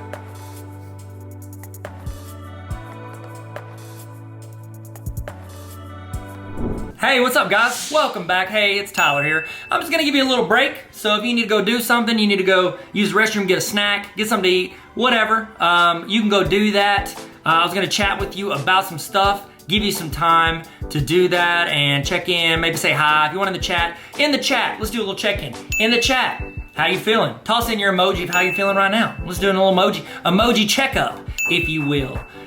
So while you're doing that, I do want to give, you know what? I spent a lot of time writing this book, and I genuinely think this book is going to help you in your classroom. It's gonna inspire you more than anything. It's a read with me, and one of the things that I feel like I've never been the smartest dude in the room. I've never been, the most talented, but I'll say this, I was always been pretty approachable, I think. I've been approachable, and I think what this is, I've tried to be as relatable as possible. I'm talking about my experiences, things I've run into in the classroom, what I've learned as a teacher and as an administrator and as a student, what I learned. And so this is the Baller Teacher Playbook. If you're interested in checking this out, I recommend, of course I recommend, it's my book. It's not the best book on education, but I think it's good enough to help you in some way. It's got a lot of practical experience in it. I've got quotes. That's a do you boo-boo. I could have picked a better chapter. Here's one thing, I want to show you one thing that I did at the end of each chapter, because I know teachers, okay? I put in practical application, I put in reflection, because we know reflection is important, even though we never have time to do it, but it's got spots for you to write that in, so this is something you can work on by yourself or with your team. But here's the part that I did, and this is legit just for teachers. I don't know if you can see that. I put in, at the end of each chapter, I have a section called TLDR. That's internet talk for too long, didn't read.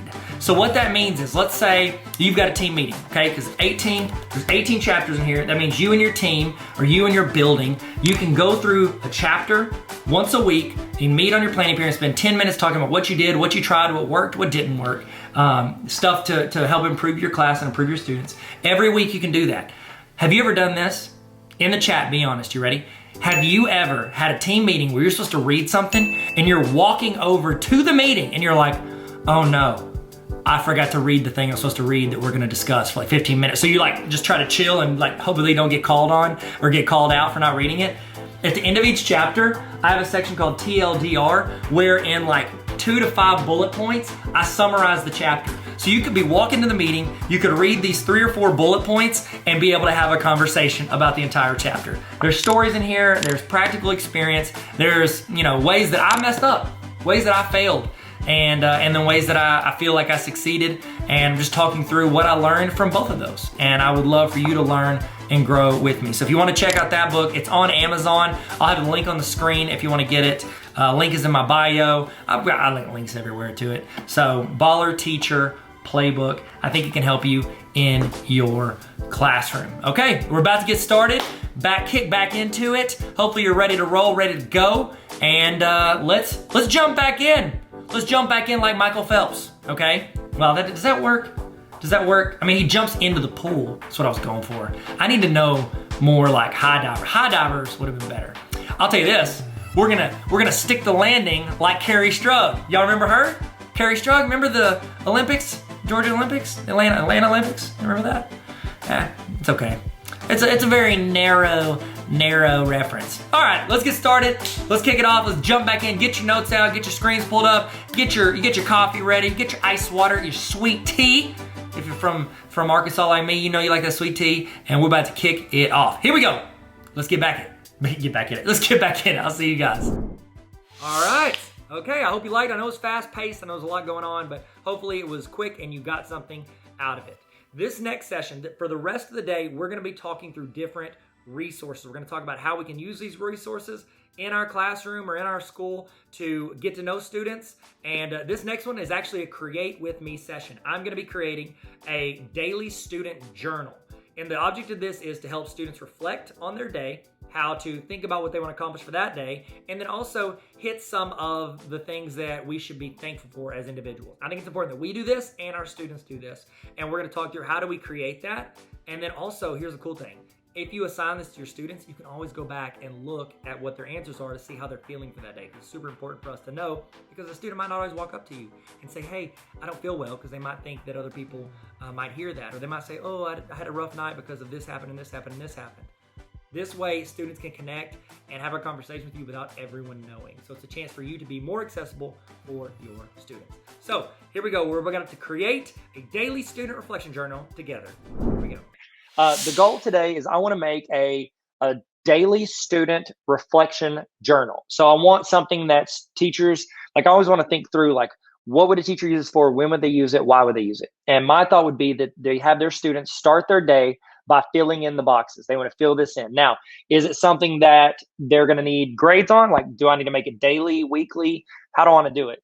I like to think that most teachers probably wouldn't do this frequently. And what I have noticed is a lot of teachers with regards to resources, they want the timeline for stuff like this to be 9 weeks, because with Google Classroom, they close out their class after 9 weeks so that the grades are accurate and updated. I'm sure Google's going to update that soon, but until then, they're archiving and redoing new classes every 9 weeks. So my thought would be to make a 9-week student reflection journal, daily reflection journal that they can fill out as they go. So I could start from scratch. I've done that on some resources. It takes forever. And so what I'm actually going to recommend to you guys is find resources either from yourself or from other people and duplicate them and then edit them. So much quicker, so much easier. Takes out a lot of that, like that upscale, like the stuff you're trying to do right off the bat and ramp up to. I like to picture it. It's like snowboarding. Oh, thanks, kid. Appreciate it, son. Bananas in it. Oh, I love bananas. It's like snowboarding. It's like really hard to start, but once you get the hang of it, you can do really cool stuff. It's like jumping in the middle where you can just like, okay, I'll make a copy and then I'll do cool stuff. So I'm going to do that. If you want to use my resources as like a launch point and then start adjusting them, you can. And I'm going to show you where I would go to get that. So here we go. So on my website, tarveracademy.com, you're going to go to resources, and then I want to go to templates and resources. So once you click on that, it's going to pull up all of my templates and resources. So I'm trying to think, what is the closest thing to what I'm doing here that I could do for students? And I think it's probably, I would say my lesson plans. And so we want to go, we'll go weekly, and then I can just copy paste and make the new weeks. So I would click here. It would ask me to make a copy, and then I would make a copy of that. Okay, so I'm not editing my main template. I'm editing this version of it. Okay, so first thing I'm going to do is I'm going to go in. I'm going to go in and adjust this, and I'm going to change the title. So I want to make sure that, let's see, it's loading up. Loading up. So I'm going to go in here. I'm going to title this Daily Student Reflection Journal.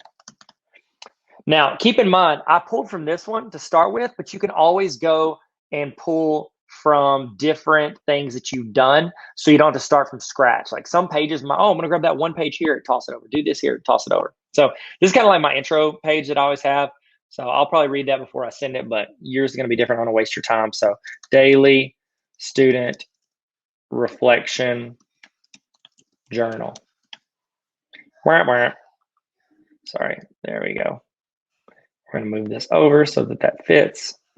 Okay, sweet.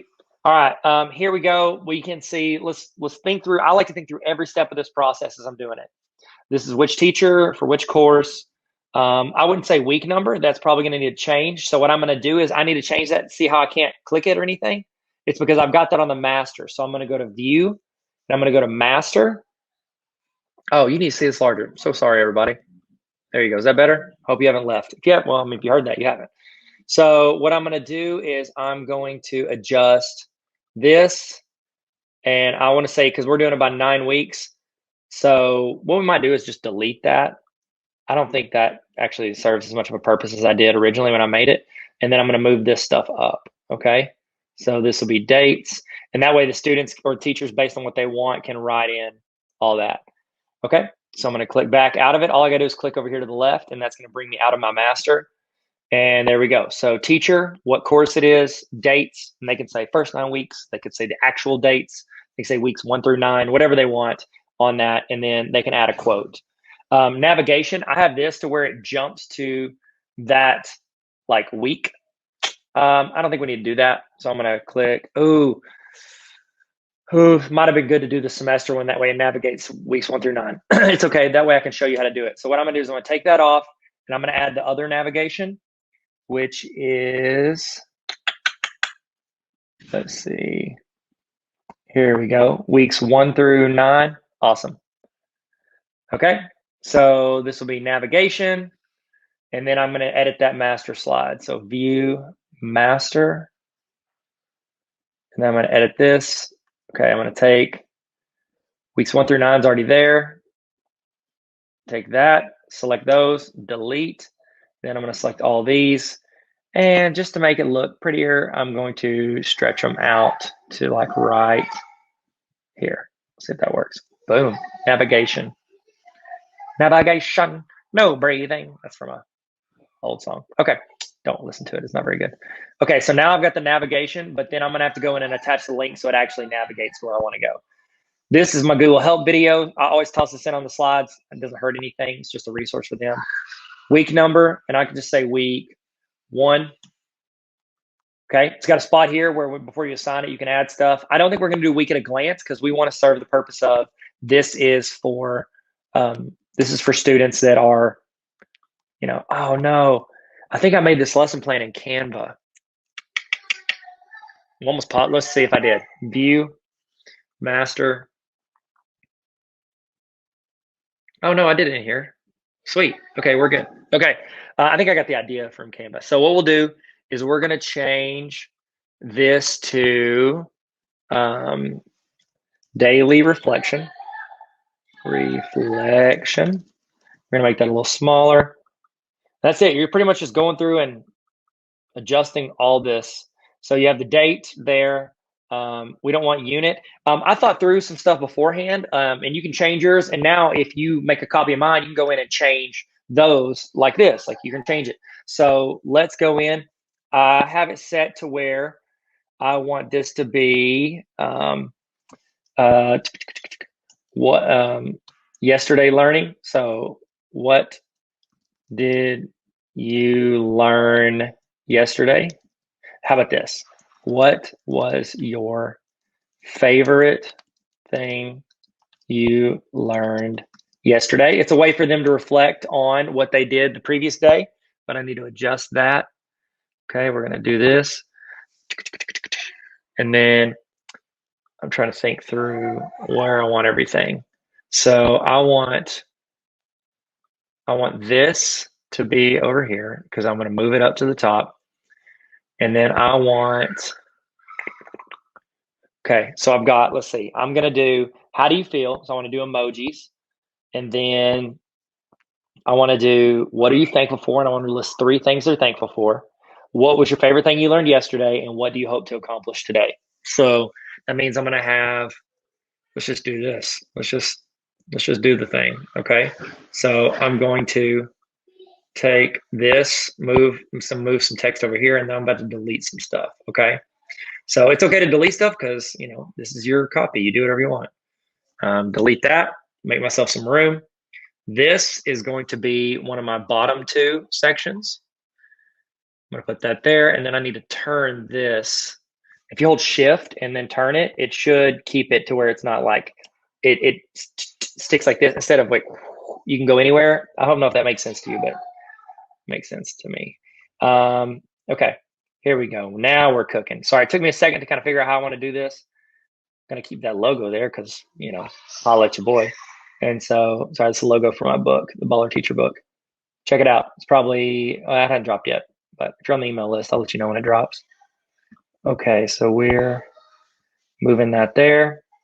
Okay, so I've got the text over the box. That's exactly what I want. And then I've got, what is your favorite thing you learned yesterday? I know that I said I wanted that question to come first, but I'm going to show you exactly what I'm going to do. Okay, what's your favorite thing you learned yesterday? Let's see, is that the size I want? No, I don't want favorite capitalized. Okay, we're going to increase the size there. Oh, too much, too far. Mayday, mayday. Okay, so we're going to take that. We're going to move this. It's okay that it overlaps because remember, like these right here, this is where they can go in and fill in stuff and they can't on the other ones. Actually, I'm going to add a text box. So I'm going to delete this. And then I'm going to add a text box. Click this, and I want it to be a We'll do subtitle placeholder. And then we're going to put it right there. And then we want to adjust the default. I'm going to make that bold because it's just easier to see. And then I'm going to change the color of it to this. Okay, there we go. Everything you learned yesterday. Okay, so now what I'm going to do is I've got that section. So I want to create another section. So I'm just going to highlight all of it, hold Option, click, and drag it up. What that does is that makes a duplicate of whatever that was. Okay, so sick. We did it. Okay. All right, so I want this to be excellent. So that's actually what I want there. I think I'm going to make this left align. So I'm going to align that to the left. If I go too fast, remember you can pause, rewind, do whatever you want. I'm going to align this one to the left as well. Okay, and we need to change this one. Favorite thing you learned yesterday. And then this is, what do you hope to accomplish today? Okay. And again, if you don't like these questions, I've shown you this so that you can go in and adjust them later and make it the question you want. Okay, so we got that. Now let's go and we're going to drag this stuff back over. Okay, I don't want any of this. I'm trying to think if I need anything to put there. I don't, so I'm going to delete that. And then I'm going to take, say I want to do top 3 from yesterday. So we're going to do top 3 things we loved. We're going to take this. We're going to move it here. I think I have a better option here. Watch this. Okay, so I've got something that I've done. Let's see if I've got it in here. Because I've done this. Yeah, here it is. Here we go. And then I'm going to take this and I'm going to copy. And then I'm going to go back. You can copy across master slides. Keep that in mind. So I'm going to click here. And I'm going to toss that there. And I'm going to toss these in here. There we go. And this is what I call the thankful section. Oh man, I should have gotten the boxes. Oh no, wait, we don't want boxes. We just want to move this. Top 3, and we'll do numbers. There we go. Okay. Figuring it out. Sorry. Now I don't want this to be long because I want them to just make it short and sweet. Like, what are you thankful for? And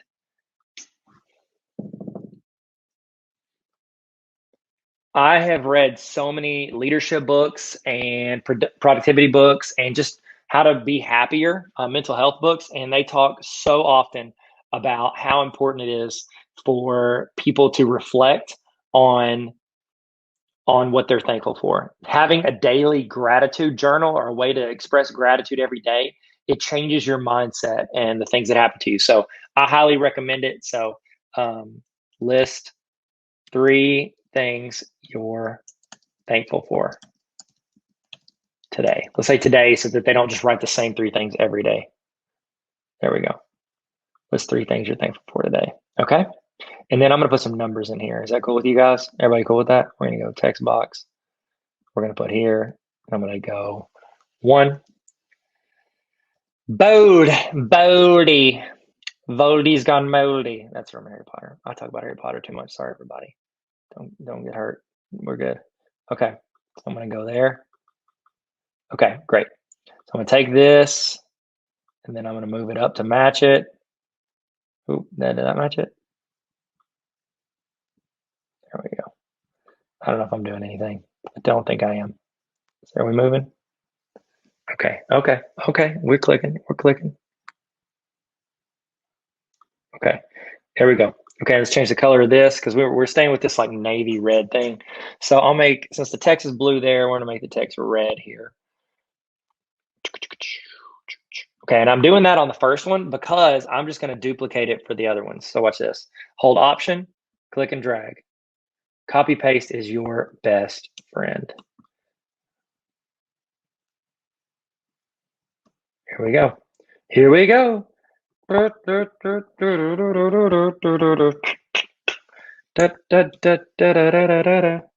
that a song? I feel like it is. In the comments, let me know what song it is. Or don't. It's okay. Okay. So there we go. We got that. Oh, they're a little off. Ugh. That's the only thing about slides is you can't like zoom in unless there's something I don't know about to see, like make it move just a little bit. Just a little bit. Here we go. We're moving. Okay. I think that's good. I think we're lined up. Okay. 3 things you're thankful for today. And then the last thing I want to add in, how do you feel? So let's say, let's do a how do you feel today? So I'm going to make a copy option. Oh, and copy option. Okay. How are you feeling today? Okay. And then I'm going to change this around. We're going to make this box. No, let's not do red. There's a lot of red at the top, so we'll keep it as is.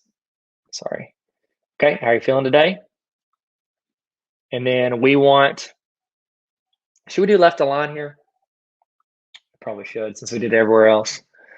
So there, make sure I did it here. Is that cool? Y'all cool with that? I think that looks okay. I like that left align. Okay, so now what I'm thinking to do is I think I'm going to add some emojis in this. And I think the easiest way to do the emojis would be if we click over here, I'm going to go to some of my other templates that I've got. So let's go to templates. I think I've got under slides templates, and it's my, I'll say digital notebook. We'll open that up. Okay. In my digital interactive notebook, is that it? Is that the one I have? I've got one where I've already got some emojis, but if not, you can just go to you can just Google emojis and hit copy and then paste them in there. As you paste them as text, and then you can have students, whatever they need to do.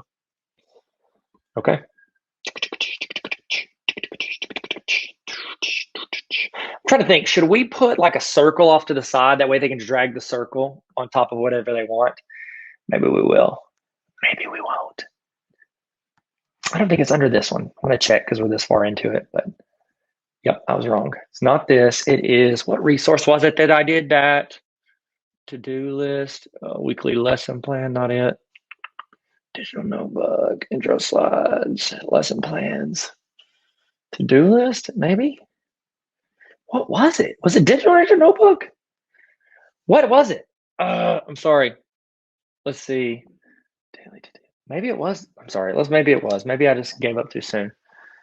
What was it that I did that for? We might have to just go find the emojis and put them in. It was something where you put a scale. No, it's my bell ringers. That's what it was. My bell ringer template. Okay, we're going to it. I got it. Resources.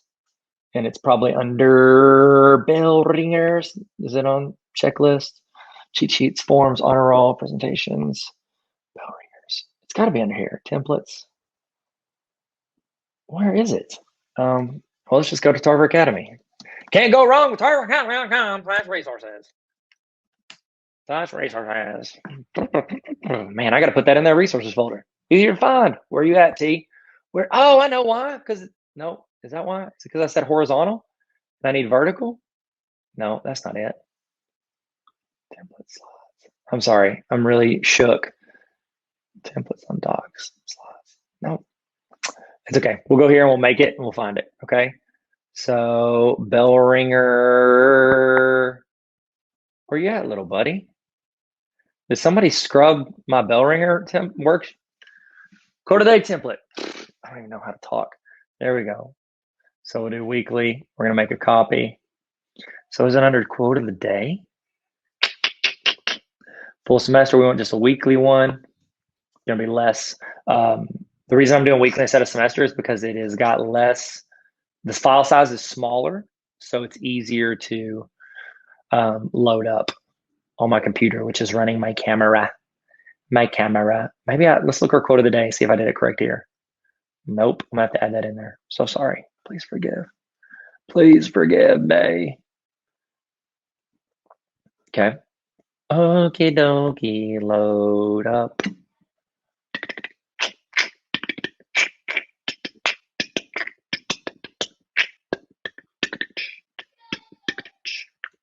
Here we go. So we'll take these and we're gonna copy, and then we're just gonna paste them over into this one. Like I said, don't think that you cannot go across slides and put those in there.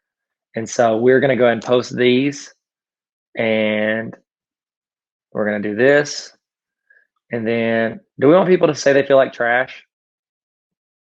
I mean, yeah, I think a teacher should know that. Like a teacher, I mean, don't try to, I think one of the problems is, like, I'm a pretty positive person anyways. Like, I stay pretty positive, but I don't think that we should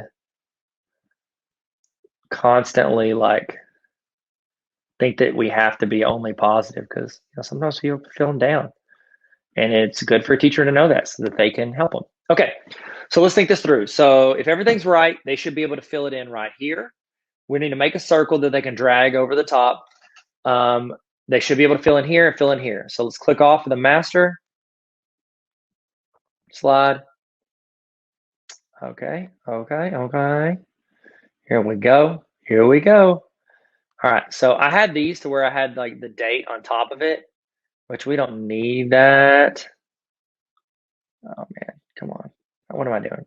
I gotta have to move this box to move this. Delete that. That way we just have the date in there. They can fill in their date. Okay, so are they gonna be able to write in there? Yes. Are they gonna be able to write in there? Yes. Okay, they can't grab any of these emojis. They can write up here. Everything looks good. Okay, last thing we need is to put a circle on here. Is that daily reflection? I'm sorry, this bothers me. Daily reflection's up a little bit, date's down. I'm so sorry. We're gonna go to view, we're gonna go to master, and we're gonna move this down just a little bit. I'm so sorry, everybody. Bugging me.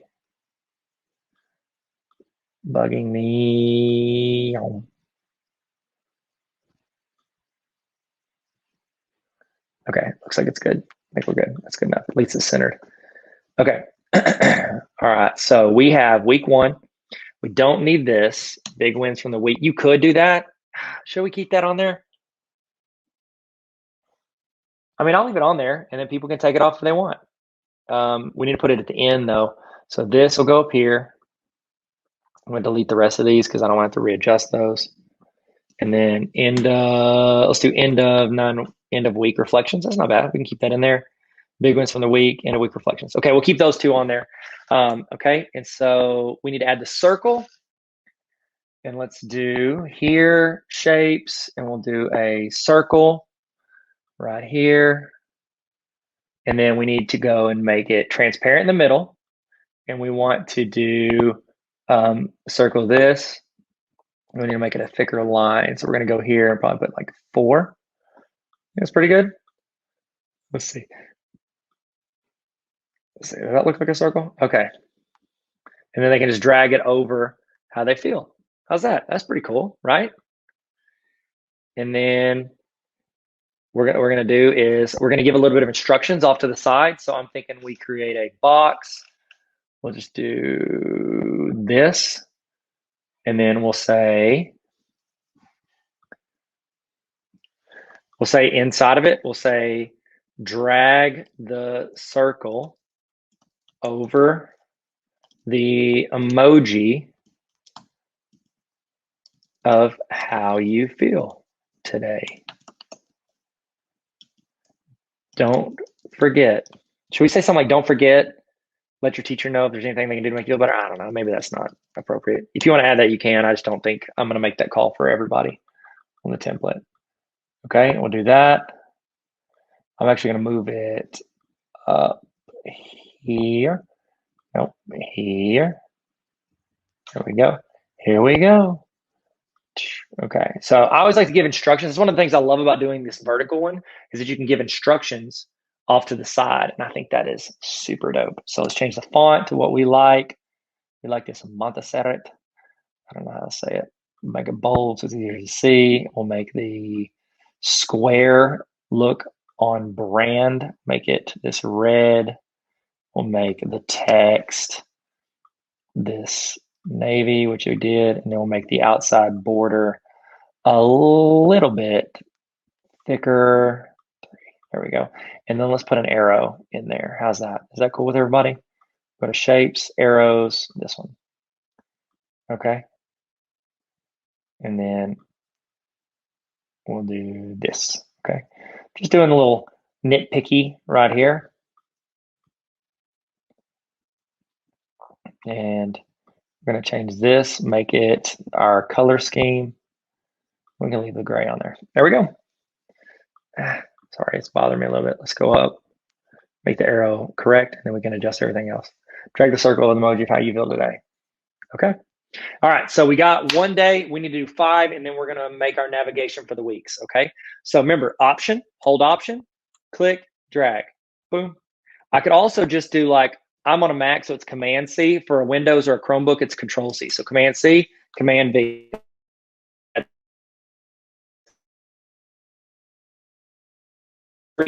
Okay, so that's week 1. So now what we're going to do is we need to make 9 weeks of it. So I'm going to select the top one. I'm going to roll down, and I want to include my end of week stuff. And then I'm going to hold Shift, click, and that's when you click, let go, and then you hold Shift and you click the bottom. It selects everything in between. Now I'm going to copy. And so now I want to place right here on the last one, hit paste. So that's 2 weeks, 3 weeks, 4 weeks, 5 weeks, 6 weeks, 7 weeks, 8 weeks, 9 weeks. Now, they could always go in and delete that. Maybe we shouldn't do this. I think we're going to do weekly instead of 9 weeks. I'm trying to think, because you would probably want to give a grade on it every week. We're checking, you know what, let's do 9 weeks, and if you want, they can delete it down. That's what we're going to do. That way, you can always give them more, and they can always cut it down. Okay, so there's week 1. We need to scroll down and get, sometimes I like to change the view, so I'll go to view and then go to, well, then I can't edit the number. So we're going to go in here. We're going to make this week 2. Okay, let's scroll down and get week 3. Week 3. So once you get it's like you start small and you build out, and then you can do a lot more, a lot quicker. And so that's nice. Week 3. Here's week 4. And we're going to roll down to week 5. And then we're going to go 6. This is nice because I did do 18 weeks. Oh my goodness. That bell ringer resource took forever because I had to like create content inside it. And every single day I had to change to a different video. What I do is that 6, so that's 7. Is that right? Make sure. Nope, this is 8. Why didn't y'all say anything? Just kidding. You're watching the video after the fact. It's not your fault. This is on me. Okay, and this will be week 9. Okay. Boom. Okay, so we got 9 weeks. Now the last thing we got to do is we got to build out a navigation bar. Oh wait, I got an extra week in here. Did I miss one? Let's see. Now I'm going to go to view, and I'm going to go to grid view. That way I can see it all at once a little easier. So here we go. So week 1, week 2, week 3, week 4, week 5, week 6. I skipped 6. That's on me. That's on me. View back to take off grid view. We left out week 6, and watch how I'm gonna put it in there. We got week 6. I'm gonna take week 6. I'm gonna highlight it all. I'm gonna copy. I'm gonna delete. And then I'm gonna move up to where I missed it. That's 5. So week 6 should go right here.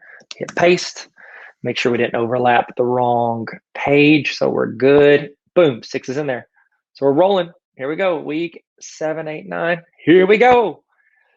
And then I got my little hello at the end. So we're going to change that to daily reflection journal. Bye, Tyler Tarver. I did that. Bye, Tyler Tarver. Okay. So there you go. Okay. I think that's pretty much it. Let's see. I think we've got everything we need. Oh, no, navigation, guys. Y'all gonna let me go without navigation. So here's how I do the navigation stuff. You want them to be able to click on this and then jump to that week. Here's what I would do. I create a box. So we're gonna do a shape, and we're gonna do a box, and then we're gonna go right over the top of this. Okay. And then, so I'm over the top of it, and then I want to make it fully transparent. So transparent outside, transparent border. So it's like essentially an invisible box. Now, what I can do is I can right click, or I can actually hit Control K if you're on a PC or Chromebook, Command K if you're on a Mac. You can make it a short link, and then I want to link to a slide in this presentation. So this would be week, or they all say week 1? No, there they go. Okay, so cool. So we want to jump to week 1, boom, apply. So now I've done one of those. I'm going to copy. Actually, I can just hit Option, hold Option, drag, and drop. Option, drag, and drop. Now that I've done 3, I'm going to take all of them, Option, drag, and drop. Option, drag, and drop. Now, they're all going to go to week 1 as of right now. So I'm going to go in and I'm going to edit them. And I want to change them to the weeks they are attached to. So this will be week 2. So week 2, apply. We're almost done. We're on the last leg. And then I'm going to show you how I would set it up to where people can automatically make a copy. So week 3. Thank y'all for joining me on this journey. And I'm sorry to see looking at the side of my face. I usually put it like in the middle of my screen, but didn't do it. While I'm doing this, did you guys know that I am scheduling a ton of virtual PD for anybody that wants to attend? So essentially what we'll do is I'm going to film 42 sessions anywhere. The minimum is 3 hours. I think the maximum, I've got like a 3-day conference that we're going to do. It's like a digital educator conference. And all of them are going to be available for free at least once. Actually, I think my Google level 1 and Google level 2, I'm not going to do free once. So I'm going to just do two different times if you want to join those. But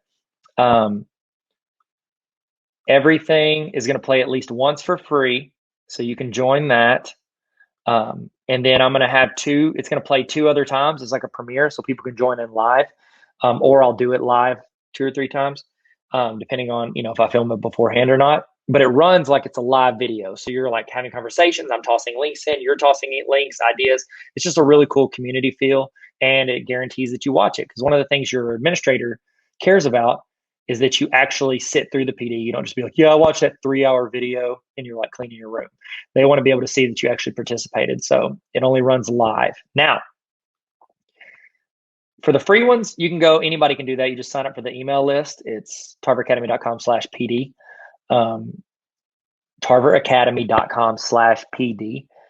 But if you want to sign up for the premium one, which gives you access to all 3 air times, so you can attend any of them, sick, which is awesome. And I would like it because then, put some money behind it. So the more money I have, the more resources I can produce. Let's check and make sure these work. So boom, I click it, go to there. It's going to jump to week 5. We did it. Look at this. I'm going to make this 9 weeks. So we know 9 weeks. There we go. But anyways, I'm going to do premium PD as well. So if you want, check out tarveracademy.com/PD. You can sign up to get the free version, or you can click on the link on there and sign up for the premium one. I would not recommend you pay out of your own money. It is a super affordable. As an individual, I think it's like $38 to get access to all. It's probably over 500 hours worth of trainings this summer that you have options for. You shouldn't sit through all of them because they're free. Don't do that. I mean, it's 162 like unique hours, so that's pretty cool. But if you stuck with me for this long in this video, you should come, because that means we got a connection. We bros, we people, okay? We's each other's people. But you can do $38 for an individual, and that gets you access to all of it. Or, which is what I think is the smartest one, you can get your whole building to sign up for it. And then that way, every teacher in your building can attend all those sessions. So that's what I got. Here is where we are. Now, if I wanted to share this to where people could make a copy, I need to go to share. I need to make sure that anyone with the link can view. So I'm going to change it. I don't want just Tarver Academy. I want anyone with the link can view. I'm going to hit done. So anybody can be a viewer. And now I'm going to go up here to the top, and I'm going to go to where it says the word edit. I'm going to delete that. I'm going to write the word copy. Now this link, if I give this link to somebody and they click it, it's going to make a copy for themselves. There we go. Okay, so we just created that. Now I want to walk you through how can we assign this to our classes. So it's a full teacher walkthrough on how to assign the daily student reflection journal in your classes. So you may not use the Google Classroom LMS, but you can apply this to the LMS you do use and look at how it can be assigned and how you can monitor your students through using a daily student reflection journal, whether you made a copy of the one I had or you created your own with me a few seconds ago. So here we go. Let's walk through. I'm going to walk you from like getting the resource to uploading in the classroom to any thoughts I have on the process of assigning this. Okay. So what you're going to do is you're going to go to tarveracademy.com, and you click on resources, okay? If you're on the honor roll, which you probably are if you're here, you can go into the membership side and click on it as well. You can watch the walkthrough there. So we're going to scroll down to Daily Student Reflection Journal. It's under Resource or Template. Daily Student Reflection Journal. We're going to click on it. We are going to make a copy. Remember, when you make that copy, I no longer have access to it. So don't be like, hey, Tyler, can you adjust this? I can't. I don't have access. And don't worry about me seeing what you put on there. You can go in and delete this entry page. And it's not going to hurt my feelings because I won't see it. I mean, it hurt my feelings a little bit. I can feel it when you do it, but I don't know it for sure. So if you want, that's just some information on that. And then we are going to roll. So here's the thought behind this. You're going to go in, you can delete this front page, okay? And then once you delete that, you take that out. You can leave it in if you want, just like a welcome to your students, and they can follow me on TikTok or Instagram, whatever. Okay, here's the main thing. You want to go and add your name. So I could say, you know, Mr. Tarver. You could say, you know, 8th grade history. Add that on there. Dates. I set this up originally as in 9-week chunks because I found it that a lot of teachers, because I was doing weekly and I was doing full semester, but a lot of teachers are going to clear out their Google Classroom and start a new one every 9 weeks because that allows the grades to reset. You can adjust it. It's just copy, paste, or delete, and you can adjust it, but I've got it set up originally for 9 weeks. So we could say first 9 weeks. And then a quote. What's a good quote? What is it? Be the change you want to see in the world. You can put whatever quote you like. I like man in the arena. That's my favorite quote. But you guys know I love quotes, bell ringers. Who said this? I don't know. We'll give credit to Teddy. Ben Franklin pretty much said everything, right? This is not correct. Don't at me. I'm sorry. So there you go. This, remember, you don't want to get specific based on student. This is what we're going to create a copy for every student from. So keep in your mindset, this is generic. It's specific enough to be my class, but generic enough to be applied to every student. Okay. Then you go to this one, important links. If you want, you can add like your grade book, put a link to that.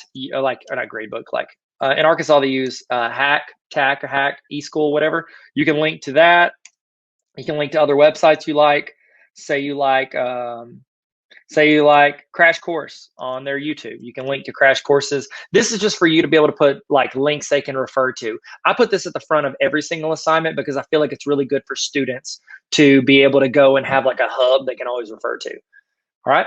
This right here is navigation. So as you get going, I don't want them to have to scroll a lot. They can just click on it and it'll jump to whatever week it is they're working on. So it's kind of a navigation bar. Again, you can delete that if you trim it down to like 1 week. That's fine. But here we go, Google Help videos.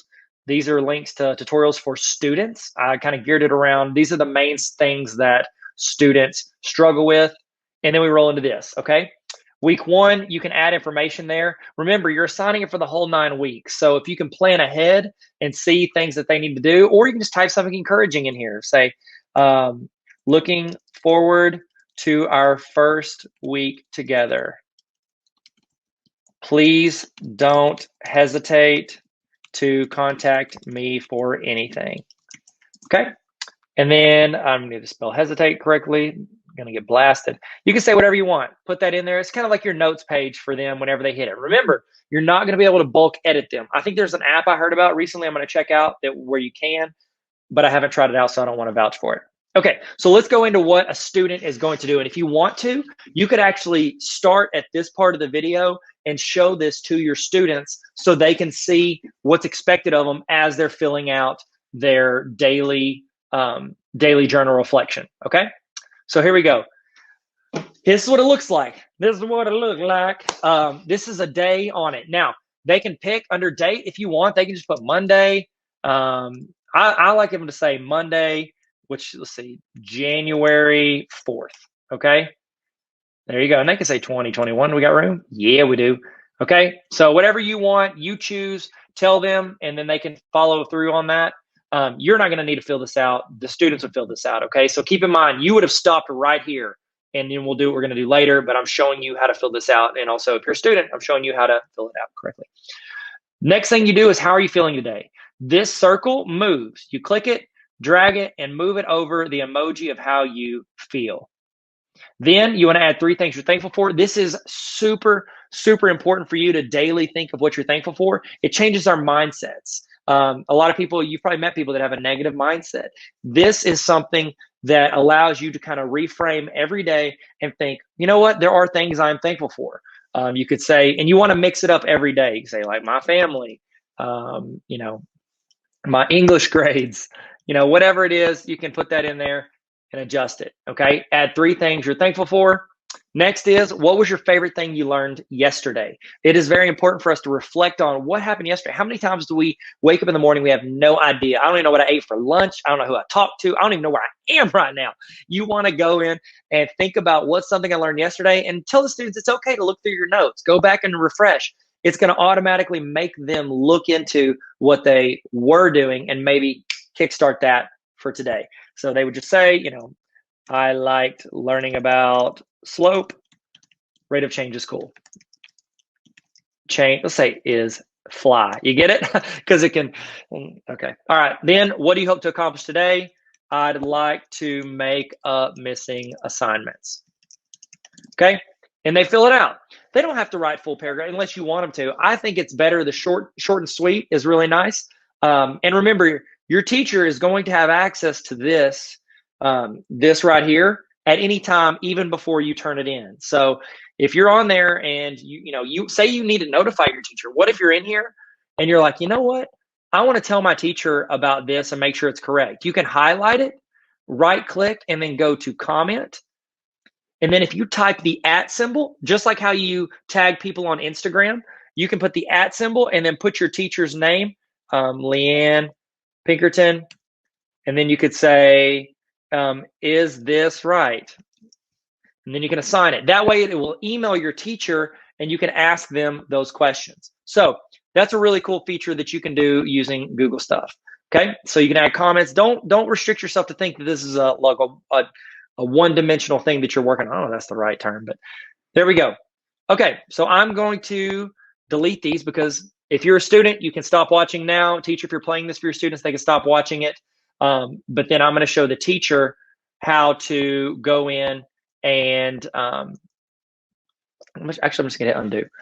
I'm going to show the teacher how to assign this to everyone. So if you're a teacher, stick with me. We're about to assign it. Take the date out, and then I think we're back to normal. There we go. We can take all this out. Okay, remember, we're keeping that in. We do need to spell hesitate correct. Why does it keep doing that? Okay, now we've got our template. I'm going to call this, and you can label it, let's say 8th grade history, first 9 weeks. Okay, and then I'm going to delete this, just delete this. There we go. All right. Now, what do we do from here? How do we assign it to our students? If you're using something besides another LMS besides Google Classroom, I can't really help you, but if you are using Google Classroom, that's where we are going to go. So we're going to go into Classroom. I've got my History of Magic class. I'm going to go to class work. Okay. Then I want to go to create, and then I'm going to create an assignment. Okay. Because they are going to get a grade for this. So this would be first 9 weeks. And this would be our daily journal reflection. And then you want to give clear instructions.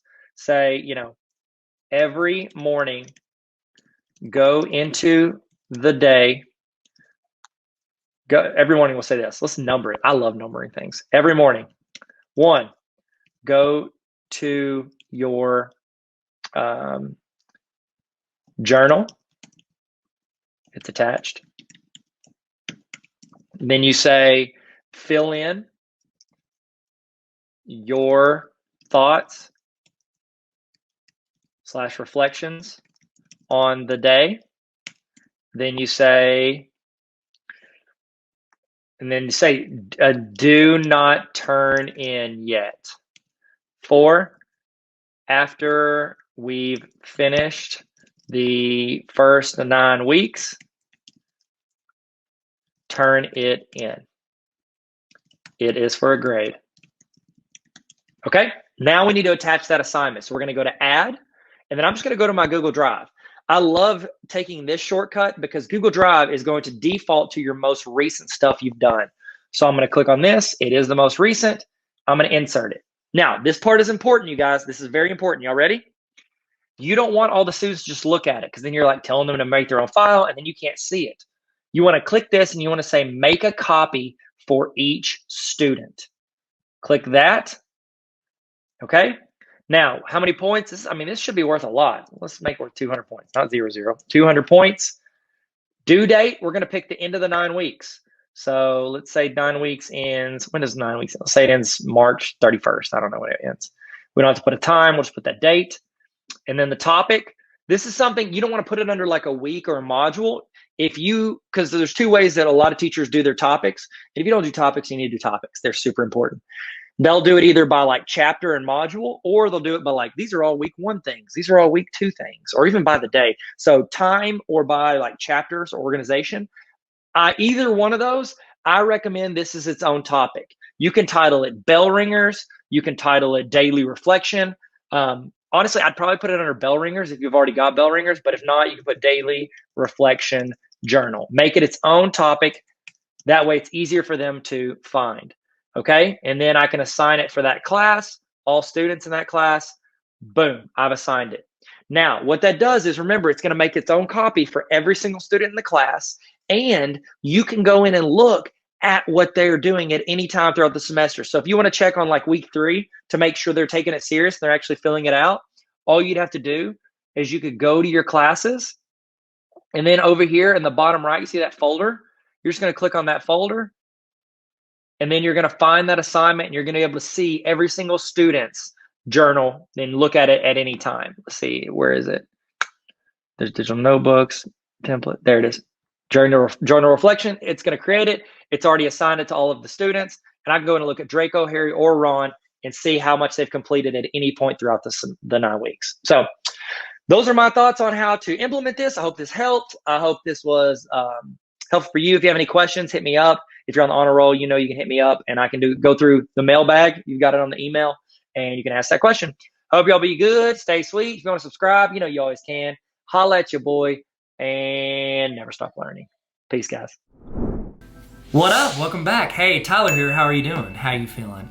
In the chat, let's do emoji check. And how are you feeling right now? Have you learned? Oh, no. To this point, what is something that you are going to try in your classroom or implement that you might not have wanted to, an hour or 2 ago?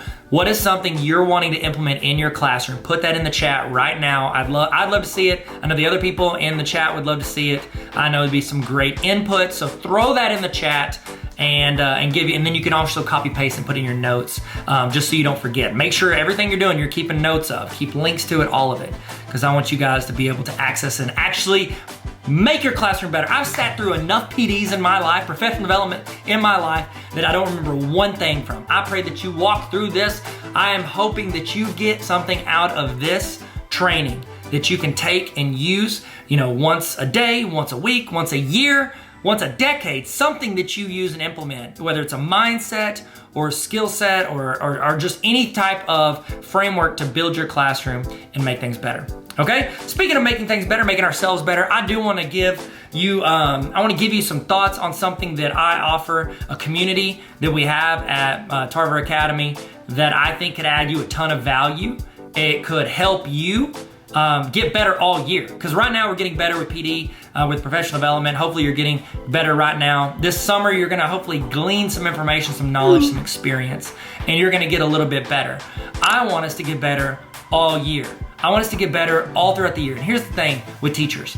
We do not have time to go sit through a 6-hour professional development once a week. So what I did was I created a community called Tarver Academy. And it was based on teachers telling me they wanted resources. They wanted a continuation of these trainings, of templates, of resources. They wanted to be handed to them, because if you go out and search for it, you're gonna find random stuff. They wanted stuff that could be applied to their classroom, that they can sit there, bite-sized professional development for busy teachers. That's Tarver Academy on a roll. And I would love for you to join if you want to. If you don't have to, don't pay for it. It's not very expensive at all, but I don't want you to have to pay for it. I would rather you use your district's professional development money. So if you want, have them go in, order that for you. Hey, here's the deal. Okay, let me be real with you. So you are signed up for the premium summer PD. Okay, either you signed up for it yourself, your principal, your administrator signed you up for it, or your district or your co-op. There were some amazing co-ops, districts that jumped in and realized that this could add value and flexibility because they're offering 3 different sessions throughout the summer. You have flexibility to watch from home, or maybe you're watching with a group, maybe you're watching in your classroom, wherever you're watching from. They wanted you to add that value, and I wanted to give you a huge discount on the Tarver Academy Honor Roll. This is just for this summer, and it's just for the people that are on the premium watches, okay? And so the premium watches, the premium PD, okay? And so if you're watching this, you're here, you're on it, okay? So what you can do is you can sign up at tarveracademy.com/honor roll, and I want you to use this promo code. When you sign up, use this promo code. It's gonna cut in half.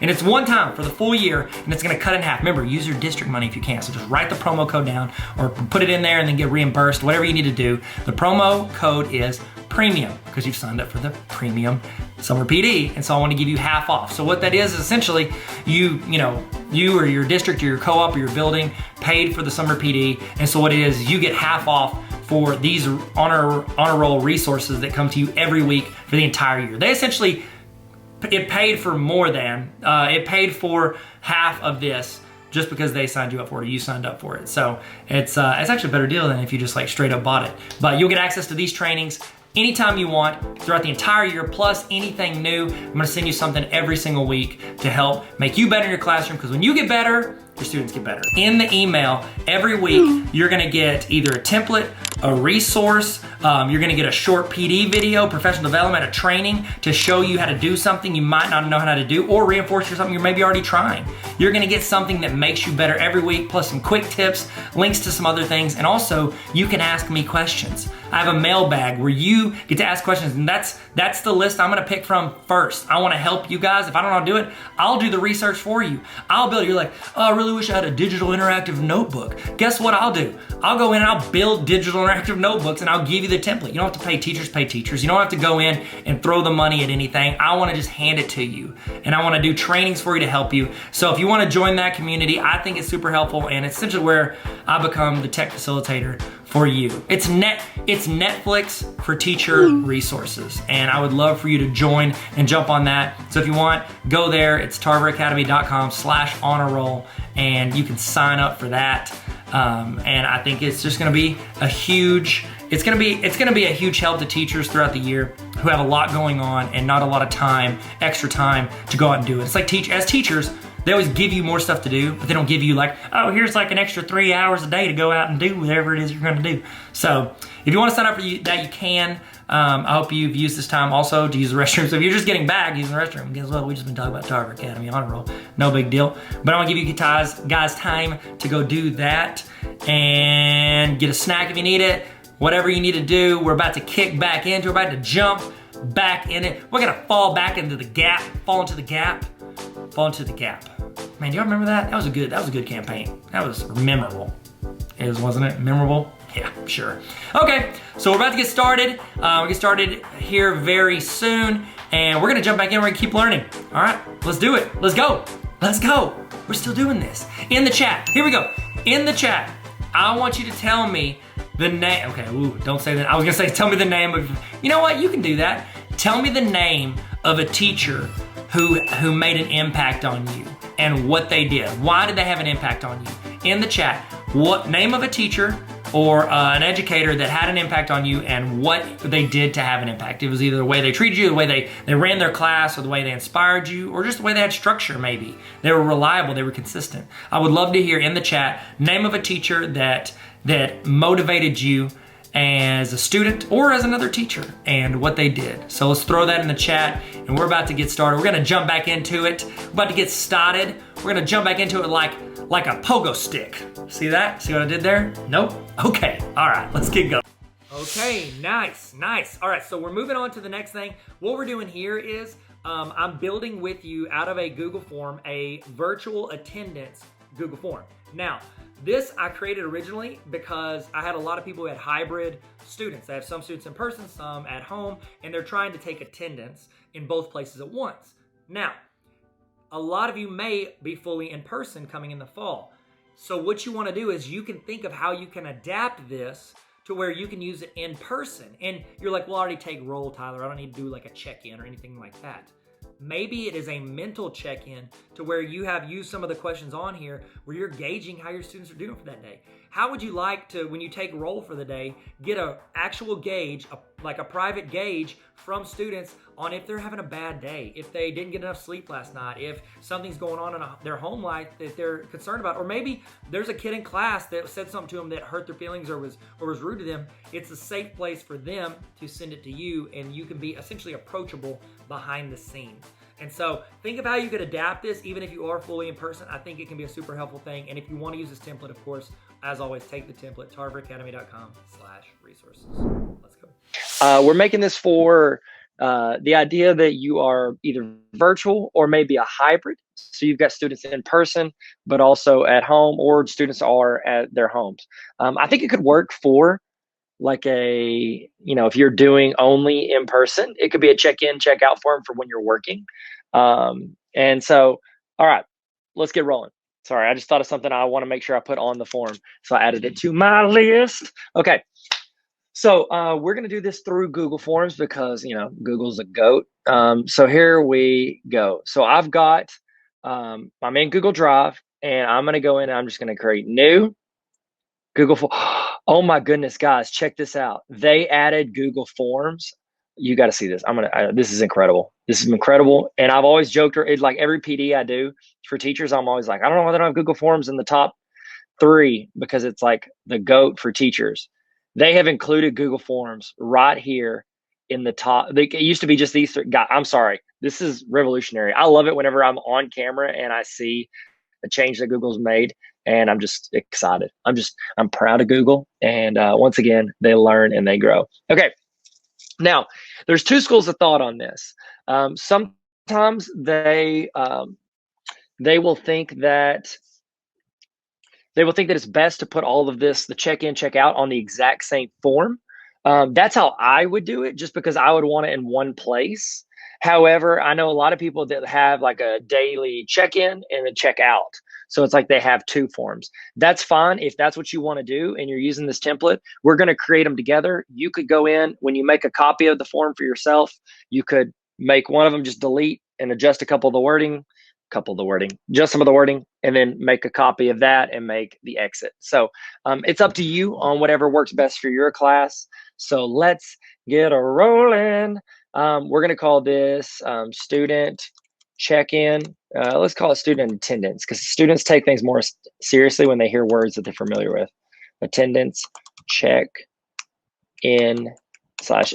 Okay. Now, you know this. I'm gonna walk you through this as we do the Google form. If you have Untitled up here, as soon as you type in that header, click up here, and it's going to fill in exactly what you have. Now, you can change that, but it's a good way to make sure you don't have like 100 things in your drive titled Untitled form. Description, I always like to give clear instructions and expectations here, because students need clear instructions and expectations, but also it's documentation that you've told them what you need to tell them. You could say, this needs to be filled out every day as soon as you start and finish your school day. If you take a break for a while, you need to check in and check out during those times. Okay, I think it's pretty clear. You could go in and add description there if you want. Now, before we get rolling too far into it, I always, and I'm serious, guys, I feel pretty comfortable with Google Forms, but I will always roll through my settings up here in Google Forms. So I'm going to click on this, and I'm going to check through all of these to make sure everything is good. Collect email response or email address. Yes, I want that on, because I want to make sure they don't sign in as another student. If you collect email addresses, that's about as safe and secure as you can get. And you're like, well, they could get each other's passwords and sign in. Yeah, they could. They could also write their name on a piece of paper and, someone else's name on a piece of paper and turn it in. It's just something you're going to have to deal with if it happens. Response receipts. I would just say always, it's good for them to get an email when they check in and check out. I've noticed that students and adults alike when they hit submit, and if they don't like see proof that they submitted it, a lot of times they get nervous, and that could lead to more emails for you. So I would just say always, and that way they have documentation in their email. Requires sign-in limit to 1 response. No, we don't want to do that because we want to have them do this twice a day, every day, minimum twice a day. Can they edit after they submit? No. And see summary, chart, and text responses? No. All right. Now I'm going to go to presentation. We're only going to make it 1 page, so we don't need a progress bar. Do we want to shuffle the question order? No, that would be silly for something like this. And then show link to submit another response. Thank you. Happy learning. Happy learning. You can change that if you want. It's under presentation. Quizzes, we're not doing a quiz because we're not grading this because it's something we're doing to check in. So I'm going to hit save. Awesome. Okay, so we're good. We've got the first part. Now, the first thing I always like to collect is their name. I know you're collecting their email address automatically, but it's good to have name because when you're sorting through your data, it's going to be easier on you than looking at email addresses. Now, one thing I did not talk about is in the settings, it's going to have for your district, it's going to have an option that says limit to users at yourschool.com, whatever y'all's email address is. You should turn that on. You want to restrict it to their email address. This will be good for multiple reasons. 1, it verifies that they're in their school account. But 2, that means that they are logged into the correct account. How many of you guys have given a Google form to students to do at home and they're like, I don't have access to it, but it's like 1 kid out of 30 or 100. And you're like, yeah, you do. You're just signed into your regular Gmail account. So I would have them start their day off and make sure they're logged into their school account. And that's a very easy way to guarantee that they are signed into the right account. Okay. So name, I don't like personally, again, it's your form. I'm not your boss. You do what you want. But for me personally, I don't like, and again, we're wanting the students to fill this out. I don't like it whenever students are able to fill out their own name because then they'll do all lowercase and they won't space, so last name then first name. You get a lot of inconsistencies, and one of the things we definitely want to be able to do is sort and build charts and graphs based on the students. So what we could do is you could let it to where they fill it in themselves. I am going to prefer a drop down. Okay, now I'm going to show you a little hack. I say it's a hack. It's just like a shortcut, a trick to being able to put all of your students' names in the form quickly and easily. So we're going to go to a spreadsheet where we have all the students' names. Excellent. All right, so I have all my students' names. It's not labeled right. I'm going to click on the top name. If you have not built a form to collect every student's name, email, all that stuff, parent name, I have a template. tarveracademy.com/resources. Just go to tarveracademy.com, click on resources. It's called Getting to Know You form. You need to make a copy of that and you need to get their information. It's not too late. So I'm going to click the top one. I'm letting go. I'm going to hold the shift button and I'm going to select the bottom one. Now I'm going to copy those. Then I am going to go back to my form. I'm going to click in option 1, and now I'm going to paste. You can copy and paste entire columns, and Google recognizes it because they own Google Forms and they own Google Sheets. Okay, let's see. Oh, thank goodness. I was in alphabetical order when I did that. If not, I would have recommended put it in alphabetical order before you drop it. That we don't have to reorder these.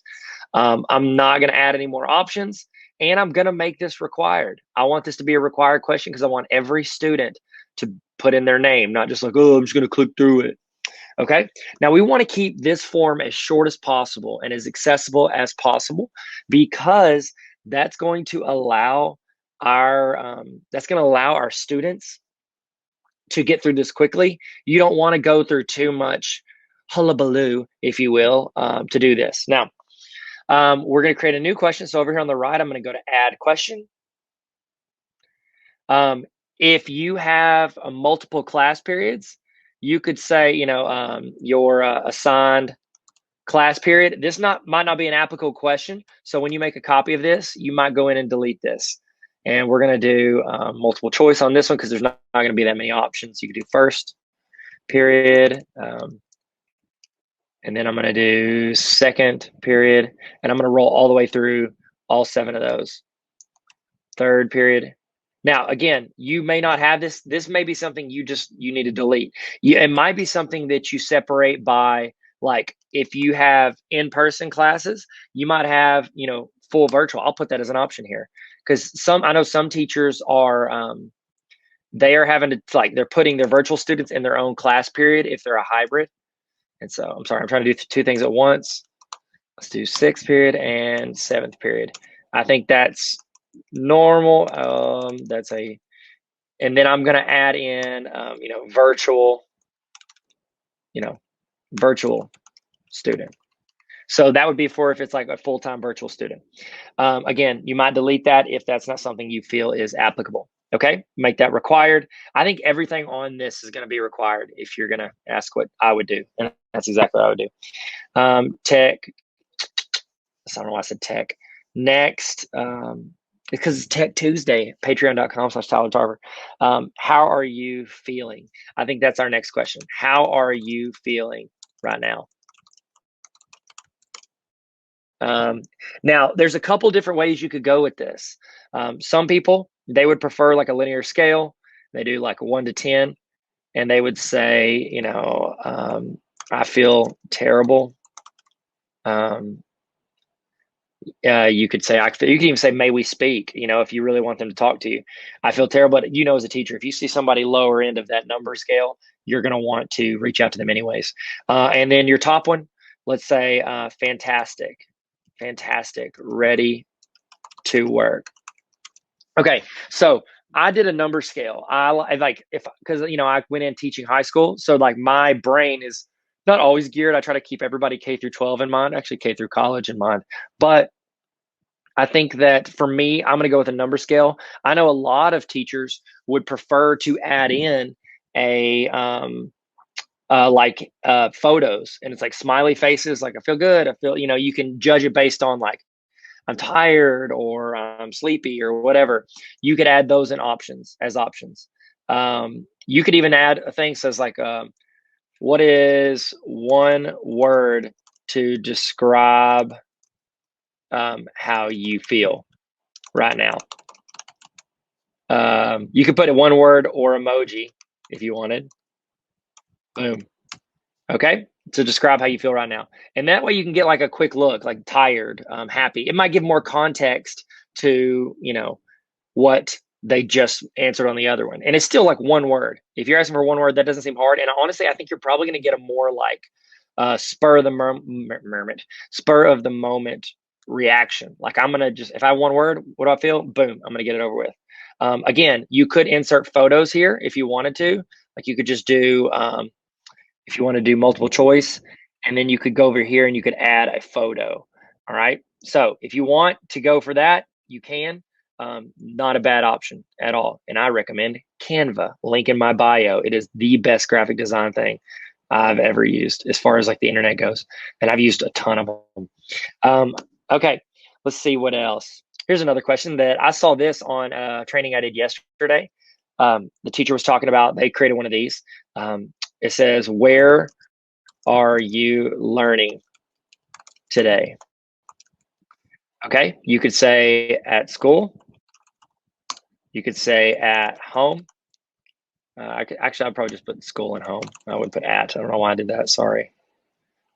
And then you could add other. So maybe there's somewhere else, like at a coffee shop. It'd be good to know. Make that required. And again, we want to keep this short. And I feel like I may have even, like, I might delete one of those too. But if you want, you don't have to. Okay, let's do this. Next one. Main goal for today. And then because I like for us to have like a main goal, and this would keep a short answer, short and sweet. Hopefully they go and they text it in, make it really quick. We're going to make that required. And then this one can be optional. Is there anything you need from me?